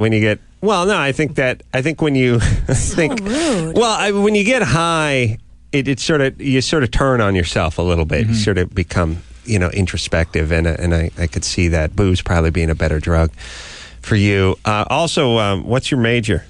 Communication. Oh, okay. I think it's Brusca, cool. I His don't think that's handicap funny. I think isn't that's holding kinda him. cool. I think Yeah. it's cool that his handicap isn't stopping him from doing I what he don't wants even know to that do. would call it a handicap. I mean, he seems to function like anyone else. Dude, I can function. I'll get as wasted as anybody else in the whole frat, bro. Dude, it doesn't How about matter. girls? Do you like to chase the ladies? Dude, I love chicks. There's so many hot chicks at school. There is more poon at USC than there is in the Shanghai phone book. Wow. I think he was making a joke, but it was pretty good. All right, so we got Jason here. He's not a Sammy. He's is it Teak or Deke or Teak? Teak with a T. TKE. TKE. All right. We were going to take ourselves a break. Jason's going to hang with us because he came in to read the transcript of the Colin Farrell sex tape. Obviously. Can he read? Yeah, he can read. Okay. He can read. He's going to read that along with the beautiful Rachel Perry. Obviously, we can't show it. Yes, Jason. This one night, the SAEs were going to come down to do a dance on our faces if Smitty and I didn't clean up those pumpkins. Oh, you guys, yeah. A big Halloween prank, probably. You've screwed up the SAEs pumpkins. And by the way, can I just point out to Rachel, in case she doesn't know how to deal with handicapped people, most deaf people know how to read. It's the blind that really struggle with the reading. Right. Yeah. That's So a good point. That's a good embarrassing. point. He didn't see me. And you want I hope he didn't see me say that. You want to know how to treat him no differently. Treat him no differently. Right. He seems like a regular dude to me. Seems like a regular dude, and there's nothing wrong with him, by the way. Either. You're the man. And by the way, Rachel, I know you're spoken for, but would you ever consider dating somebody with what society knows as a handicap? Well, they say that when one of your senses is, all your other senses are better. So Right. I suppose I would have to. Right. Maybe we could talk about it. Yeah, you don't have to yell at him. And ironically, I hear gives great oral. Ironically. All right, let's take ourselves a little break. Jason, deaf frat guy or hearing impaired frat guy in here. We're going to come back with Colin Farrell. Sex tape transcript, all that after this.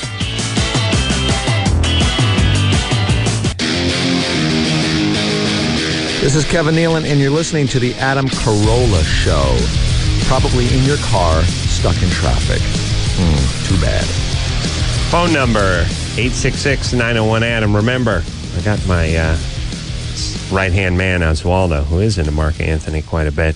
He needs a place to throw his party this weekend. Otherwise, he's throwing it at my house. He's done it many times before, but I'm tired, and I want one of you to pick up the torch. Ozzy's a great guy. He'll clean up after himself, and he brings his own barbecue and makes the greatest flap steak ever. And donuts. He brings everything. He brings food wherever he goes, and he'll not rest until everyone dies of diabetes. or has at least a leg removed.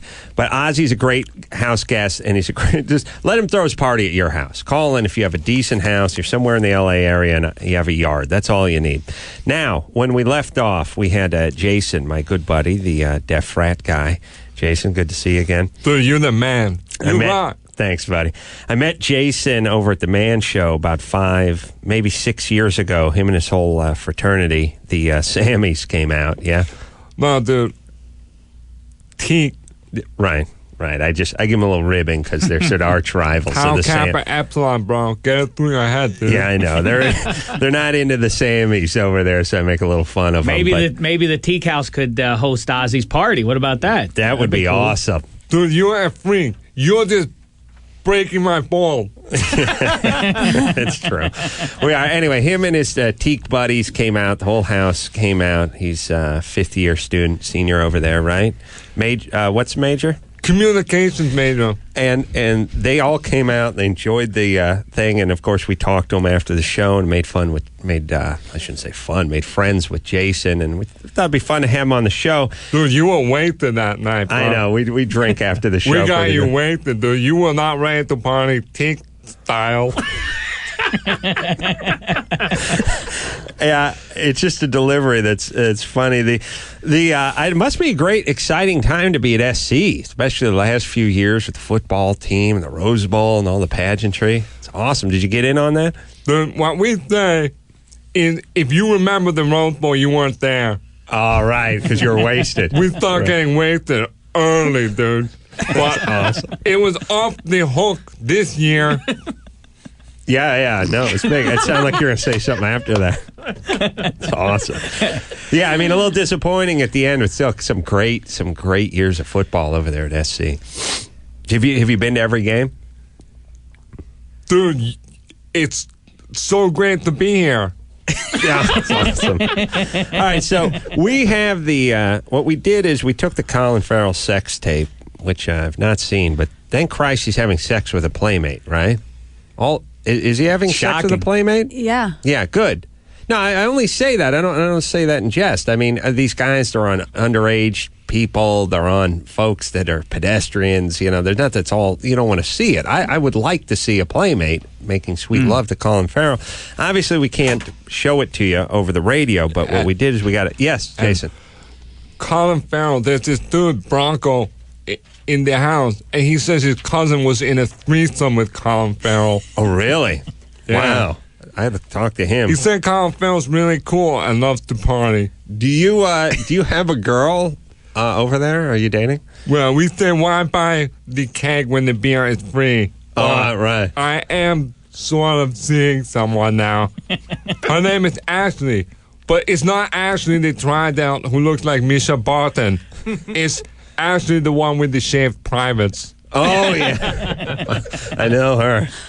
Too bad you didn't get the one that looked like Misha Barton, though. She's hot. That Ashley. Anyway, it's a close community. They all know each other over there.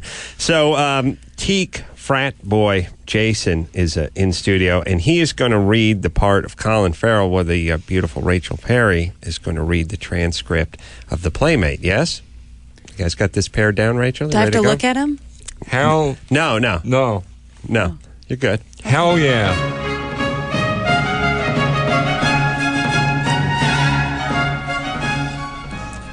God, you're, as I said the other night, man, if a effing camera could blur, it would be effing red because you're so effing pretty. Really pretty. Okay, now I'm putting on a video station, okay?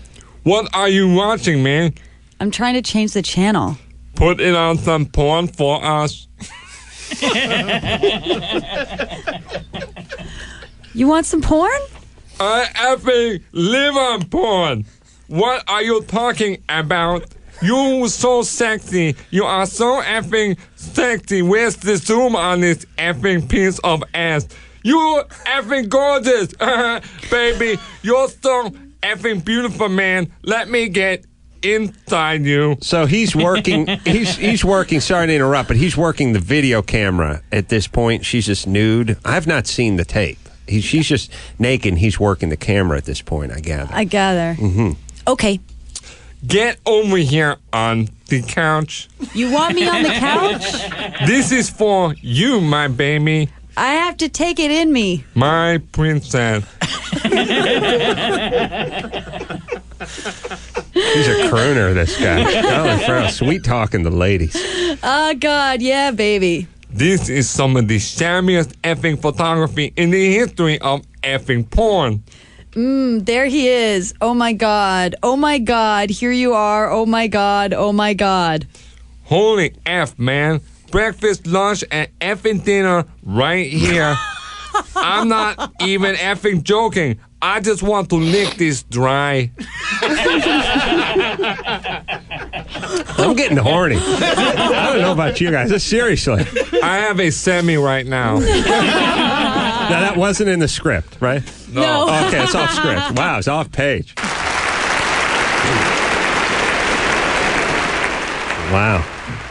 Wow. Hot stuff. Dude, that made me horny. Where are the juggies, dude? Everybody wants to know where the juggies are. Awesome stuff. Treasure, Good morning. our stripper friend from Las Vegas. Teacher friend, former stripper. Right. Here's the thing. When you're a stripper, it's like saying former Marine. You're always a Marine. Do you know what I I'm know. saying? Believe me, my mother-in-law feels the same way. Awesome. Yeah. You've seen the sex tape?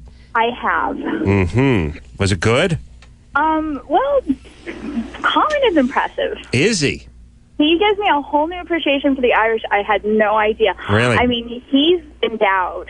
Really? On top of being like really beautiful man, he's packing.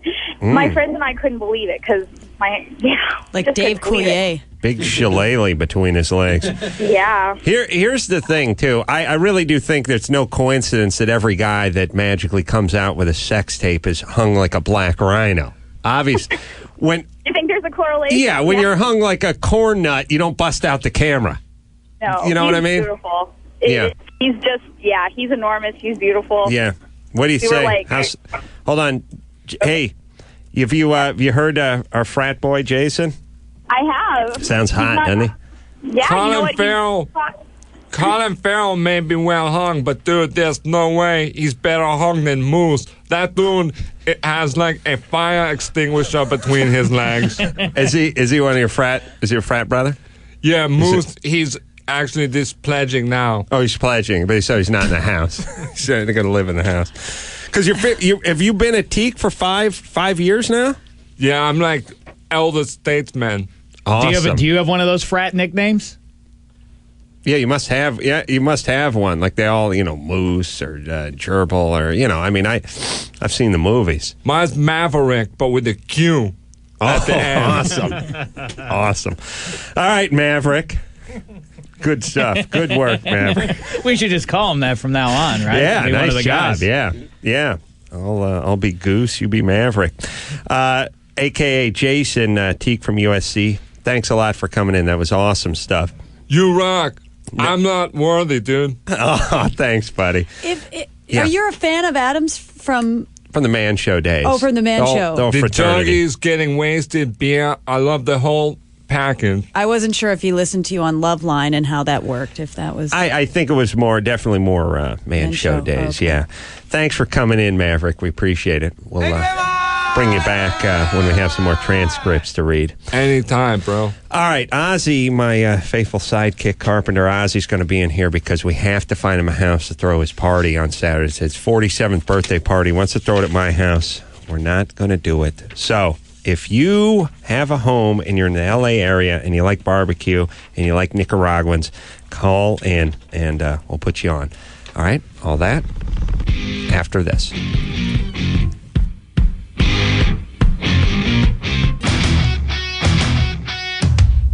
You're listening to the Adam Carolla Show. Call Adam now at 866-901-ADAM and do it right now. Wow. Sideshow Bob. Yeah, Ozzy, the great Oswaldo Castillo is in. Ozzy is my good buddy. He's worked with me. We've worked together for many years, 16 years. Ozzy threw his daughter's quinceañeras. Quinceañera. Yeah, he threw that at my house. He's also thrown other parties for himself at my house. Must be nice. Now he wants to throw his 47th birthday party at my house. I was out of town last weekend, and I am burnt out, and I want to relax this weekend. Now, Ozzy is a good man. Ozzy's not going to vomit on your nice carpet and hump your dog. Ozzy will clean up after himself. Ozzy will do amazing barbecue. Ozzy will work like a mule if it's for his own party. Not so motivated for other people's parties, but he works hard for his own party. I just don't feel like dealing with it. I've done enough. Ozzy, what other parties have we thrown at my house for you? The last year, my birthday too, the 46. Right. Ozzy. Well, it's in the fun house, Yeah, it was in the fun house. Special for parties. Yeah, I had to buy a second house so Ozzy could throw parties for himself and his family. I'll tell you, the Ace Man gets a little crap for giving a little crap to the Latino brothers, but who throws parties for the Latino brothers like the Ace Man? No, I'll tell you, nobody talks about the Ace Man like the Ace Man either. I'll tell you that right now. All right, so Ozzy wants to throw a party. I want you to have it at someone else's house. I want you to have a party, and by the way, you can take years off. 46, 47. You don't have to have one. You're going to start getting into fractions. 46 and a half, 47 and 3/4. There's going to be parties for every occasion. I live every moment in my life. Right. That's right. Wow. That's awesome. Philosophical. Yeah. Get that deaf frat guy in here to translate. I can't understand Ozzy. Is deaf frat guy still here? Let me give him to talk to Ozzy so we can figure out what Ozzy's talking about. So anyway, let's talk to Dave. Dave? What's up? You have a house in Los Angeles? In La Mirada. It's Los Angeles County. Mm-hmm. How far from, let's say, Hollywood is La Mirada? About a half hour. Half an hour. What down to 5. Is it your house? Yes. And who do you live there with? Me, my girlfriend, and my kid. My girlfriend's Colombian, so it'll be a little bit of a rival. Yeah, because Ozzy said Nicaragua.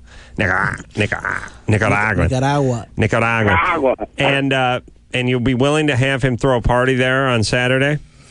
Yeah, this Saturday, it's fine. Do you have a decent yard? Yeah, big yard. You do? Yes. Big yard is good, and it's bad. It could go many different directions. It could be bad if Ozzy's throwing up in my backyard. It's bad. Right, but you have a groomed, a manicured lawn, and all that stuff. Yes.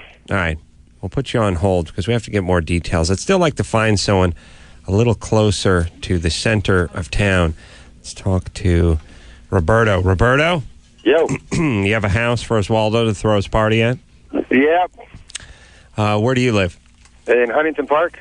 Here's the beauty of living and growing up in Los Angeles is it is so vast and so complicated that you can live here your entire life and still have no idea where any of these towns are. Well, I'm real close. The soccer riots right off of Pacific and Florence in Huntington Park? Yeah. And they always come up in the news. Right down the street from it. Sounds awesome. So you're by a place where soccer players riot? Yeah. All right. We'll put you on hold. I'm still not sure. Somebody owns a sports bar in Long Beach. That's a little out of range. Jason, deaf frat guy? What's up, bro? I was on my way out to start ripping into a 30-pack. Wow. Wow. You drink early. Have you met Oswaldo? What's up, dude? Hey, what's up? I think we could have your party at our house. Oh, really? You think, Oswaldo, would you like to have a party at a fraternity house? Whatever, The only bummer is we will be on break and the house will be locked. Oh, so you couldn't get inside. You couldn't actually go in the house. Negative. Oh, okay. So, you can't even go into your room? You can't get your stuff? Not on break, bro. All right. I'm sorry. I'm not a frat guy. I don't know how it works. You could talk to Smitty. All right. So Smitty's the guy to talk to. Moose is the guy who's hung. But Smitty's the guy you talk to about getting into the house? Yeah. Okay. Well, maybe Ozzy could talk to Smitty about opening the teak house for him. Yeah, I have a hammer, I have a skill, so I carry the door. Yeah, Ozzy can get into anything. He'll just pop the pins off the hinges and go right in the front door. It'll be awesome. It's okay for you? Why not, dude? But you might want to talk to Rusty. Okay. So you should talk to Rusty or Smitty? Rusty is Smitty's right-hand man. Oh, is he? Yeah, but you dudes don't know Rusty's last name. What is it? Trombone. That's funny. I thought it really was a Rusty. Eduardo? Yes, sir. You have a place in North Hollywood? I got a place in North Hollywood for my brother. All right. Now, where is that? You're Nicaraguan? I'm Nicaraguan, 100%. Where is your place? It's close by Whitsett and Riverside. Whitsett and Riverside? Perfect. That's perfect. You have a yard? I got a big yard. Okay. I'm declaring you the winner. I'm from North Hollywood. Ozzy knows North Hollywood very well. We've worked there many times, and Whitsett and Riverside is centrally located. You're Nicaraguan. You guys can try to understand each other. Morning. Maybe you can teach Ozzy how to pronounce my name. Eduardo. Yes, sir. Can you say Adam? Adam. No. Evidently, everyone from Nicaragua can't pronounce Adam. All right, Eduardo. I just came over here yesterday. Oh, okay. All right. As well as been here for 28 years. We're going to put you on hold. What do you want me to say? Hang on a second, Eduardo. We'll put you on hold, all right? Sounds good. All right. We need to do news. We need to do sports. Ozzy, hopefully. Oh, did Eduardo dropped off? Did he hang up? Oh, Eduardo. Oh, these Nicaraguans. What are you going to do with them? Ryan? Dude, I'm all over this party, dude, if I can go. But I'll bring some of the guys from the frat. And no offense, but we're going to drink your Nicaraguan asses under the table. Ryan? Yeah. You're from Pasadena? That's right. You got a house? What? I live in Pasadena. Do you have a yard in your house? Ryan? We're going to try and call Eduardo. All right. I think I have his number, so we're going to Good. All right. We'll try that. Thanks, Ozzy. Thanks, Jason Defrat guy. Star 69, Eduardo. That's what I always used to do to Ashley when she'd hang up on me. Ashley that looked like Michelle Barton? No, the one with the shaved private. Oh, okay. I didn't know. You're deaf, but you would talk to her on the telephone. There's a device we use. Oh, I see. Okay. All right. Let's keep moving ahead here and go to Rachel Perry with her news.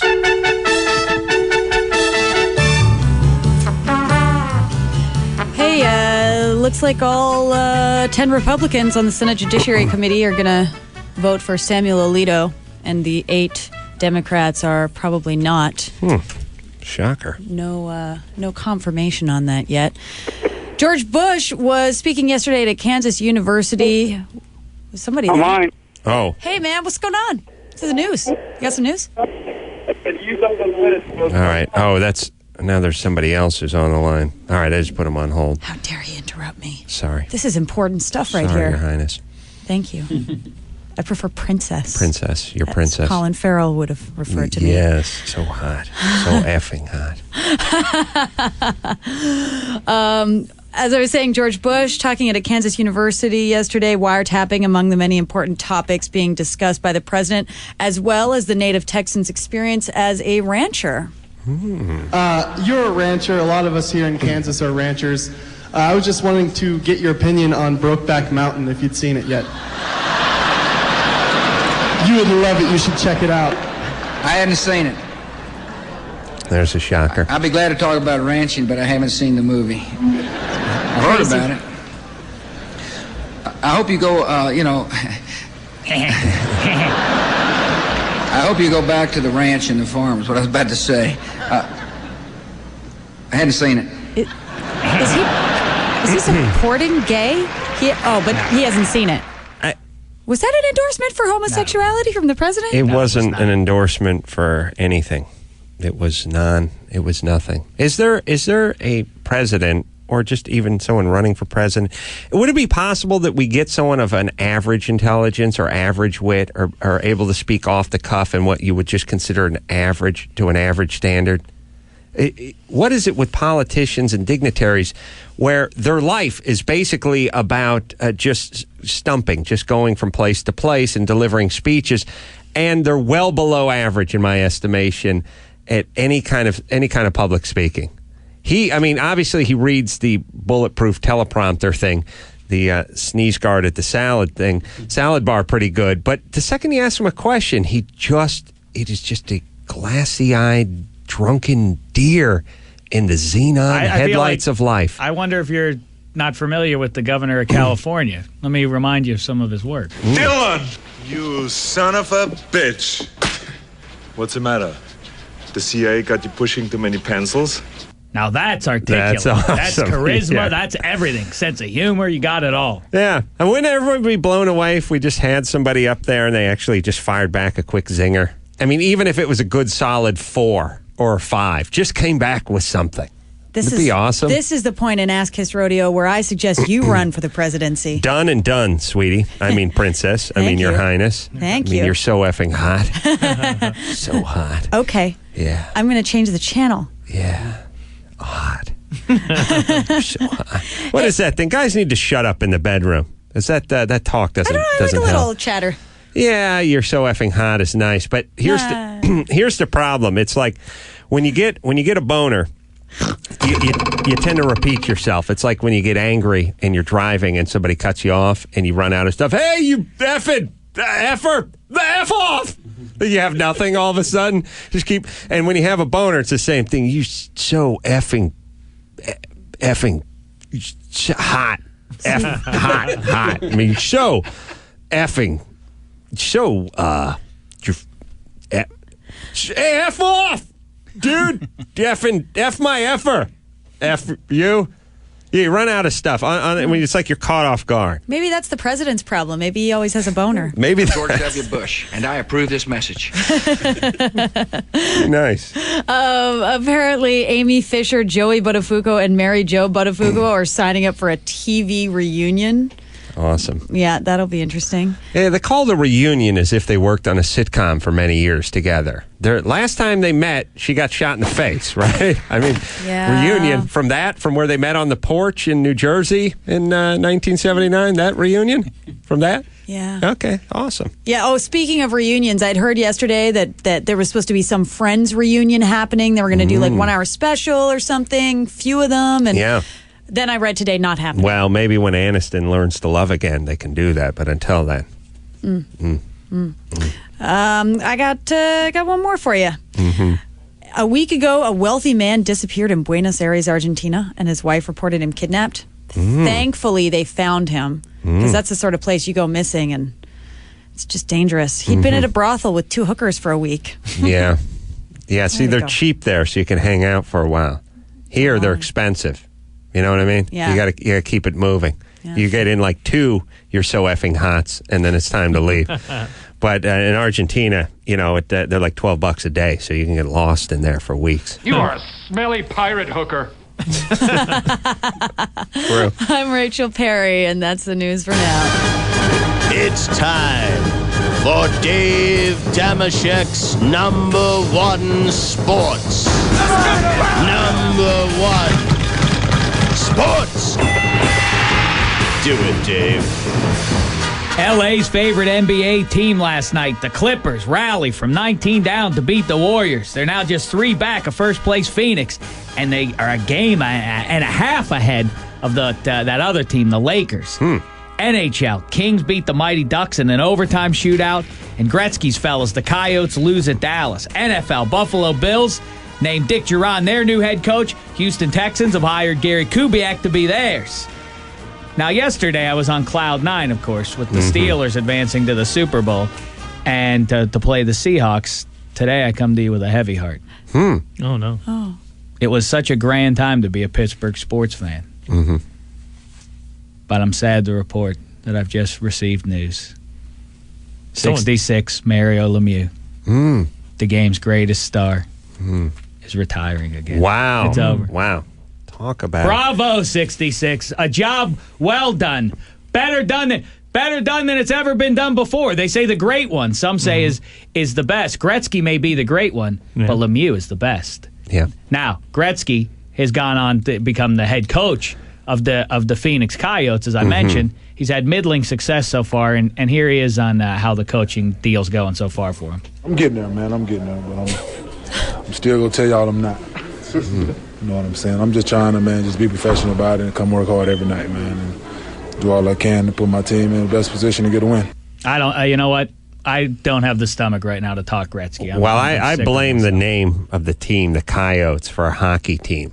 Yeah, it's a horrible name for any. It's a mangy feral dog basically that just sifts through dumpsters for sustenance every night and then basically rapes each other in place of having consensual sex. But let me say this: you never think about snow or ice or hockey or Zambonis or Canadians or Blue Lines. Coyotes, horrible name. I agree. Or arena football maybe, but not hockey. Penguins. Now that's a name. That's for a good hockey name. team. That's who played for the Penguins. 66 Mario Lemieux. What was one of your prouder memories of 66? Well, so many. They come flooding in. It's 66 times 1,000. That's how many magic memories I have of his work on the ice. Listen, I sat in the Igloo, their home arena, their building, back in 1992, and with 10 seconds remaining in the contest against the Blackhawks, Game 1, Stanley Cup Finals, tie game. A shot at the goal. Eddie Belfour, Blackhawks netminder, one of the best in the game. Yeah. Makes a save, but 66 swoops in from the blue line. Corrals the puck. Puts it behind Belfour before Belfour knows what to do with himself.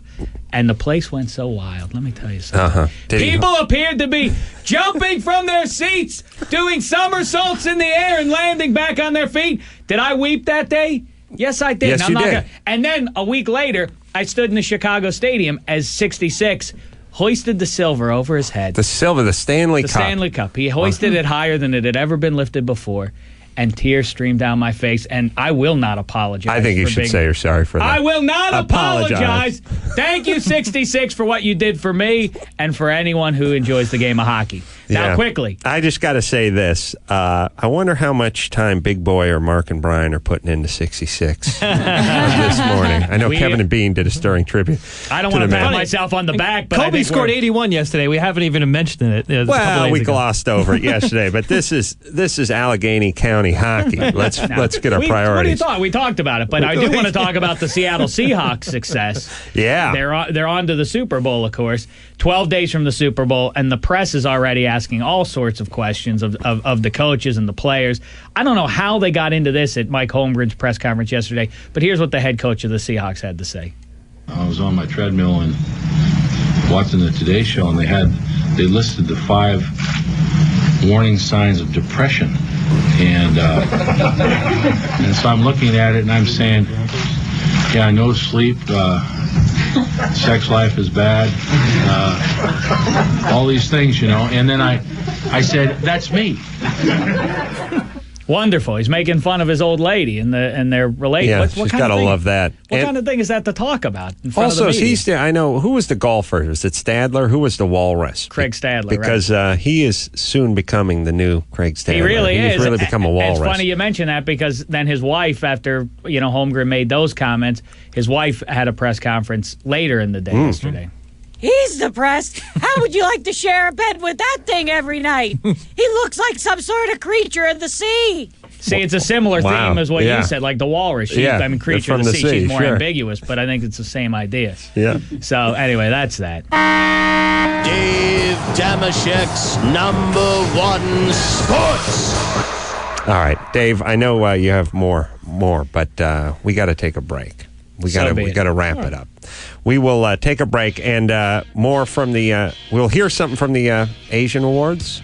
Sure, I think we still have some more of that. More of that? The Asian Awards. And which way's more, Tad or? Oh yeah, which way's more? Big Tad, who's about 333 or so. We'll weigh him tomorrow and figure it out. And then we have some durable goods, washing machines, payphones, things like that. So play a little trivia competition. Which weighs more, Big Tad or fill in the blank? Take a quick break. Be right back after this.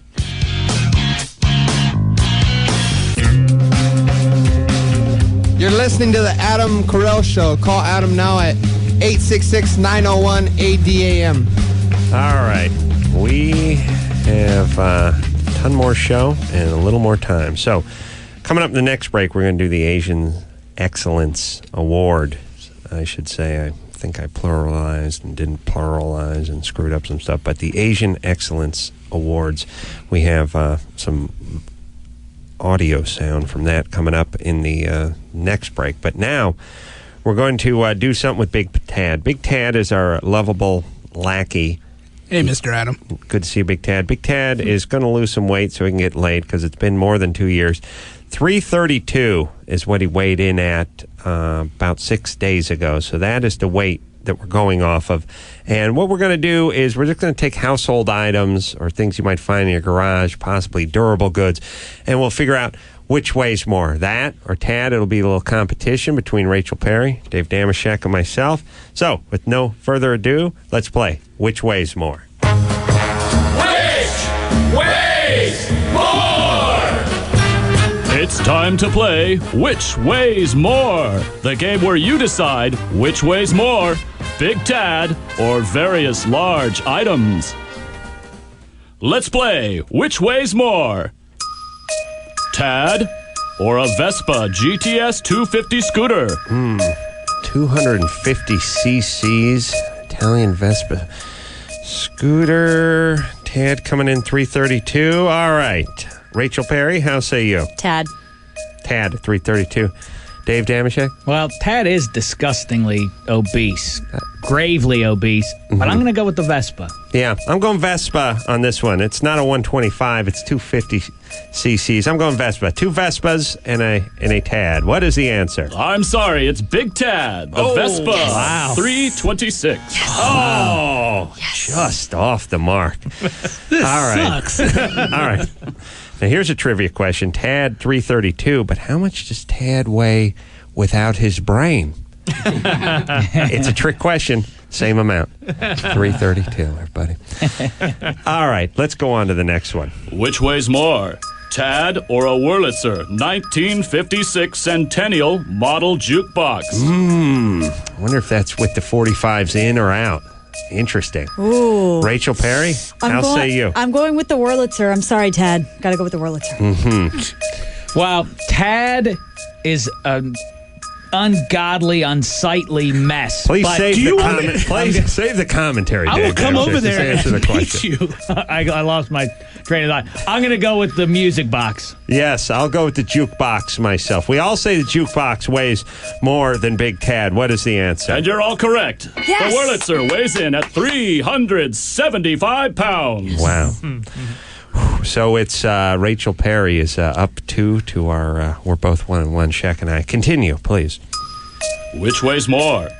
Big Tad or a Karen brand 7-foot air hockey table with electronic score? Wow. Air hockey. Is that one of the pro ones that you'd find like in a Yeah. 7-foot? Deaf frat guy said he had one in the basement of the frat house. Yeah, I got to go for the air hockey table. Going air hockey. Shaq, how say you? Well, Tad is like a hippo with a Fu Manchu and a Von Dutch hat on. All right. Leave him alone. Come on. I'm going to go with Big Tad on this one. Big Tad, I'm going to go with Rachel Perry and say air hockey on this one. And the answer is? Big Tad. Ooh. Yes. The air hockey table weighs in at a mere 205 pounds. Wow. But that's without the air. I mean, when you include the air, I mean, you're well over 500 pounds. All right, so it's tied up between Ms. Perry and Mr. Sheck. Let's keep it rolling. Which weighs more? Big Tad or a newborn African elephant? Oh, gosh. Often possibly African, right? insulting. Yeah. Yeah. Yes. Oh, That's close. God, I'm looking at Tad. That in itself. Picture him coming out of an elephant vagina. I am right now. Oh, he did the face thing for us. Oh, I got stumped on the last one.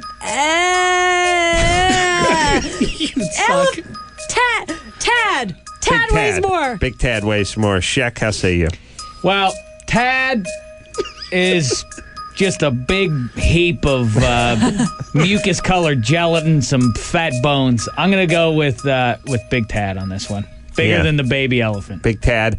I know for a fact that he weighs more than the African and the Asian elephant. I will go with Big Tad. Call him Jumbo. You're all correct. Newborn African elephant, 232 pounds. What is the score so far, producer Brusca? We got Rachel with 3 correct, Dave with 3 correct, and Adam with just 2. You don't have to put the just in front of the 2. Just say nipping at their heels with 2. Okay, let's continue. Which weighs more? Tad or a Xerox WorkCenter Pro 245. Make dual-sided copies and collate from the comfort of your cubicle.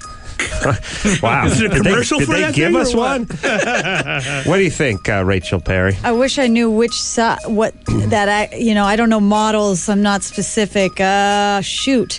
I'm going to go with the copier. Copier? I just want to say this. I just want to say this to Tad. Tad, if you don't stop at the eating at the pace you're eating at, you are going to eat yourself to death. I love that. Now, I am going to go with... You can also replace that with masturbation, too, as long as you're picking on him. But go ahead. I am going to go with Fat Tad over the copy machine. It's Big Tad, I'm going Big Tad on this one, too. It's the copier. 339 pounds. Barely. Wow. Copier. Rachel, if you win, you get a kiss from me, by the way. How much did it weigh? That's what the... 339 pounds. Adam. Wow. Take your Just kiss. nipped you. Wow. Okay. Let's keep on Tad's keeping up on. his How many feet. He more do thinks we you have? Cheese nips. How many more? 5 more. Let's keep going. Which weighs more?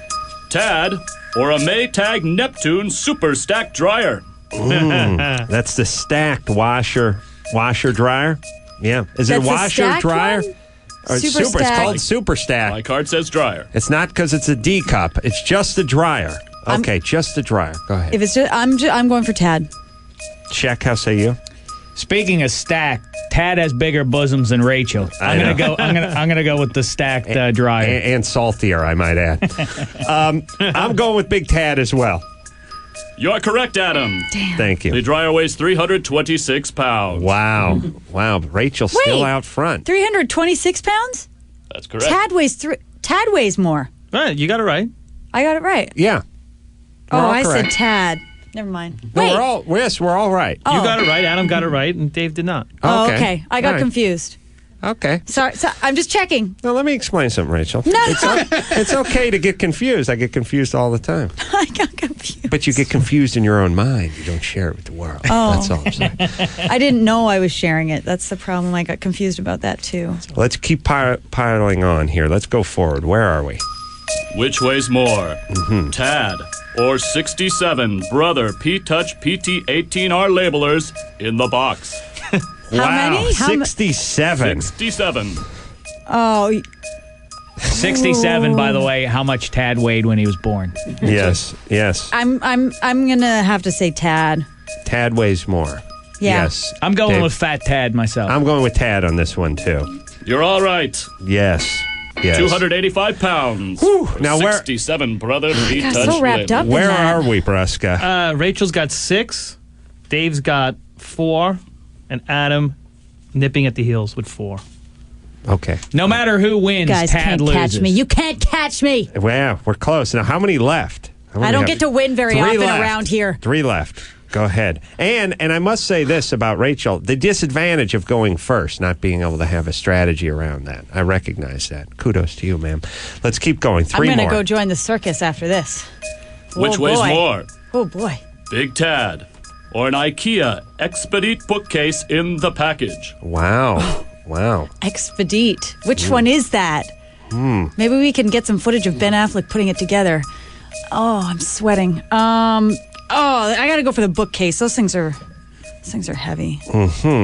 Shaq, how say you? Fatty Fat Tad. All right. I know those things are made of 3/4 melamine, sometimes Cortron, good 2 sides, and they have an MDF center, which is pretty heavy stuff. I'm going with the bookshelf. Big Tad. Damn, I knew it. The bookshelf, 206 pounds. I'm riding this morbidly obese horse to victory. Wow. Now, Dave's on 1 behind only 2 now. more. Here we go. Final 2. Which weighs more? A full-grown male ostrich or Tad? I'm gonna go with. I'm gonna go with Tad on that one. The mere mention of ostrich has Fat Tad's mouth drooling, and that loss of salivation is just enough to put the ostrich ahead. Ostrich ahead. Wow, this is tough. I'm going ostrich on this one, too. Meet the new big bird. It's Tad. The ostrich weighs in at 287 pounds. Wow. I know what I like. I like that you can ride an ostrich. Yeah. That's pretty good. They run like 30 miles an hour with a little kid on them. Last one. Now, what's the score? Rachel really is clinched already. She has clinched? Yeah, because she's 2 ahead of Dave. There's only 1 left. Oh, I thought they tied up. All right. Well, let's play anyway. Play for second or third or fourth Play place. for humiliation. Yes, go ahead. Final question. Really. Go ahead. Which weighs more? Big Tad or a Bowflex 5 Series treadmill, just like the one he passes at the gym on his way to the sauna? Wow. Everyone's getting into it. Which, meanwhile, that is Ted's workout strategy, is just going to the sauna. Yeah. Not moving at all. Not moving at all. All right. Here we go. I'm going for Tad. Tad? Why change now? Going with Tad? Fat Tad. All right. I'm going to go with Tad as well on this one. And you're all correct. Yes. The treadmill weighs in at 249 pounds. So the final tally, Brusca. We got 8 for Rachel. 8 out of 10, by the way. Good. Very solid. 6 for Dave. And 5 for Adam. And Tad, a giant 0. You just wait. Giant donut. I think if you guess Tad every single one, you probably get 8 or 9 of them, right? I mean, most of them were Tad. Yeah. All right. Well, Yeah, good times. but that's why you play the game. Good job, Rachel We found Perry. a talent that I have. We found something I'm good at. This is awesome. And you'll be able to parlay this into millions, no I'm going doubt. to go work at the circus. I would like to play this on a almost daily basis. I can't get enough of this. We will take ourselves an extended break, and when we come back, some clips from the Asian Excellence Award Show. All that after this.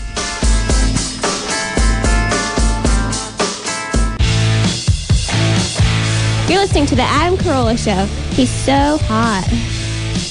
Yes, you is. All right. 866-901-ADAM. We have a little more time left. We're going to do the, how are we doing? Asian Excellence Awards. But first, before we get to that, I just want to say something. I was watching the news this morning at 5 a.m. and they were talking about a guy. There's a guy who's being tried because he's being accused of being a pedophile.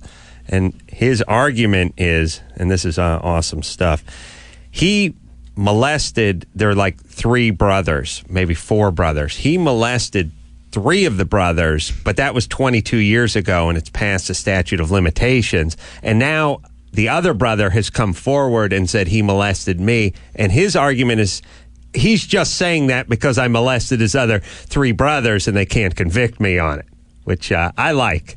Technicality. I like beating the man on a technicality. It's true, I molested more than just this kid. I molested his entire family. But you're just trying to beat me on a technicality. How dare you? Indignant. It's got to be awesome for the defense attorney that has to defend this trash, too. Here's our strategy. My strategy would be trying to convince these guys to kill themselves. My thing would be, look, I know I'm your attorney. Here's the deal. You're a pedophile. I'm going to look like an idiot. I got to go home to this community. I'm just the guy who got the pedophile off the hook on a technicality. You're going to molest again. How about you just go home and kill yourself? And then this whole thing will go away. It'll be awesome. You'll be out of your pain. The kids will be fine. I'll come out smelling like a rose because I won't have to defend you. It's going to be awesome. And it'll be over. Many of the greats have killed themselves, you know.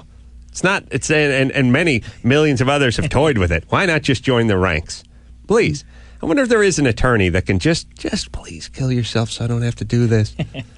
All right. So we're going to talk tomorrow about my lie detector machine. I would like the world's scientists to work on a lie detector machine that's infallible and will do away with the entire court system. I like this, yeah. The entire, all gone. And people say all the time, well, how are you going to depend on a device, a lie detector machine? Well, what do you want? Just 12 stupid people who are bored and have enough time during the day to come watch your trial for $7 a day? This is infallible? Never happened? OJ never got off? No one ever got thrown in prison who was innocent? Is the old system?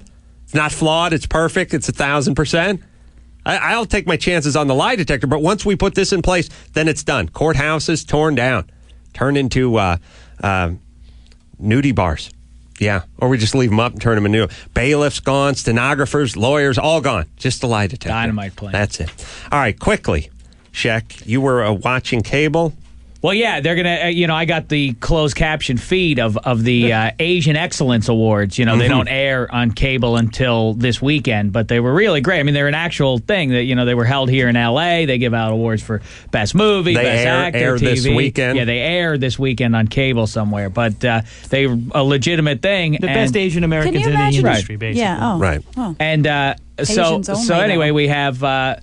We played a couple clips earlier. I think now we have the best actor from a movie. Is that right? That award, that category. Let's play that.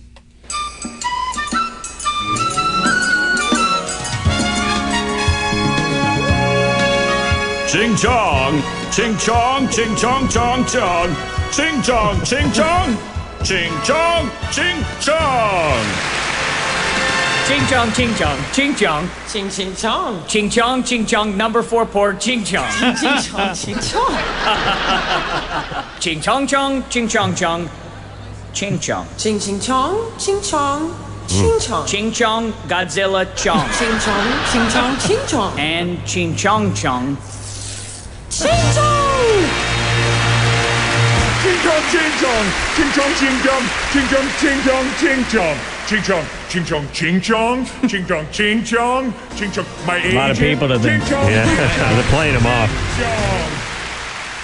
Yeah, I think Letterman did that bit, Shaq. I hate to tell you, but it was pretty much. I think it was a Letterman bit. He's a hack. He's a hack. All right, the Asian Excellence Awards. Let's give thanks where thanks are due. I want to thank Jillian Barberie for calling in Skating with Celebrities Monday nights on Fox. I watch it every week. Dave Foley, the tribute, going to be this Friday and Saturday at the Steve Allen Theater, who just completed another book from his grave. Jason, our what do we call him? Is he Smitty? No, he's Maverick, the deaf frat guy, for coming in and playing along with us. And, of course, the Ozman. We got to find him a place to throw his party, kiddies. So, until next time, this is Adam Carolla saying mahalo.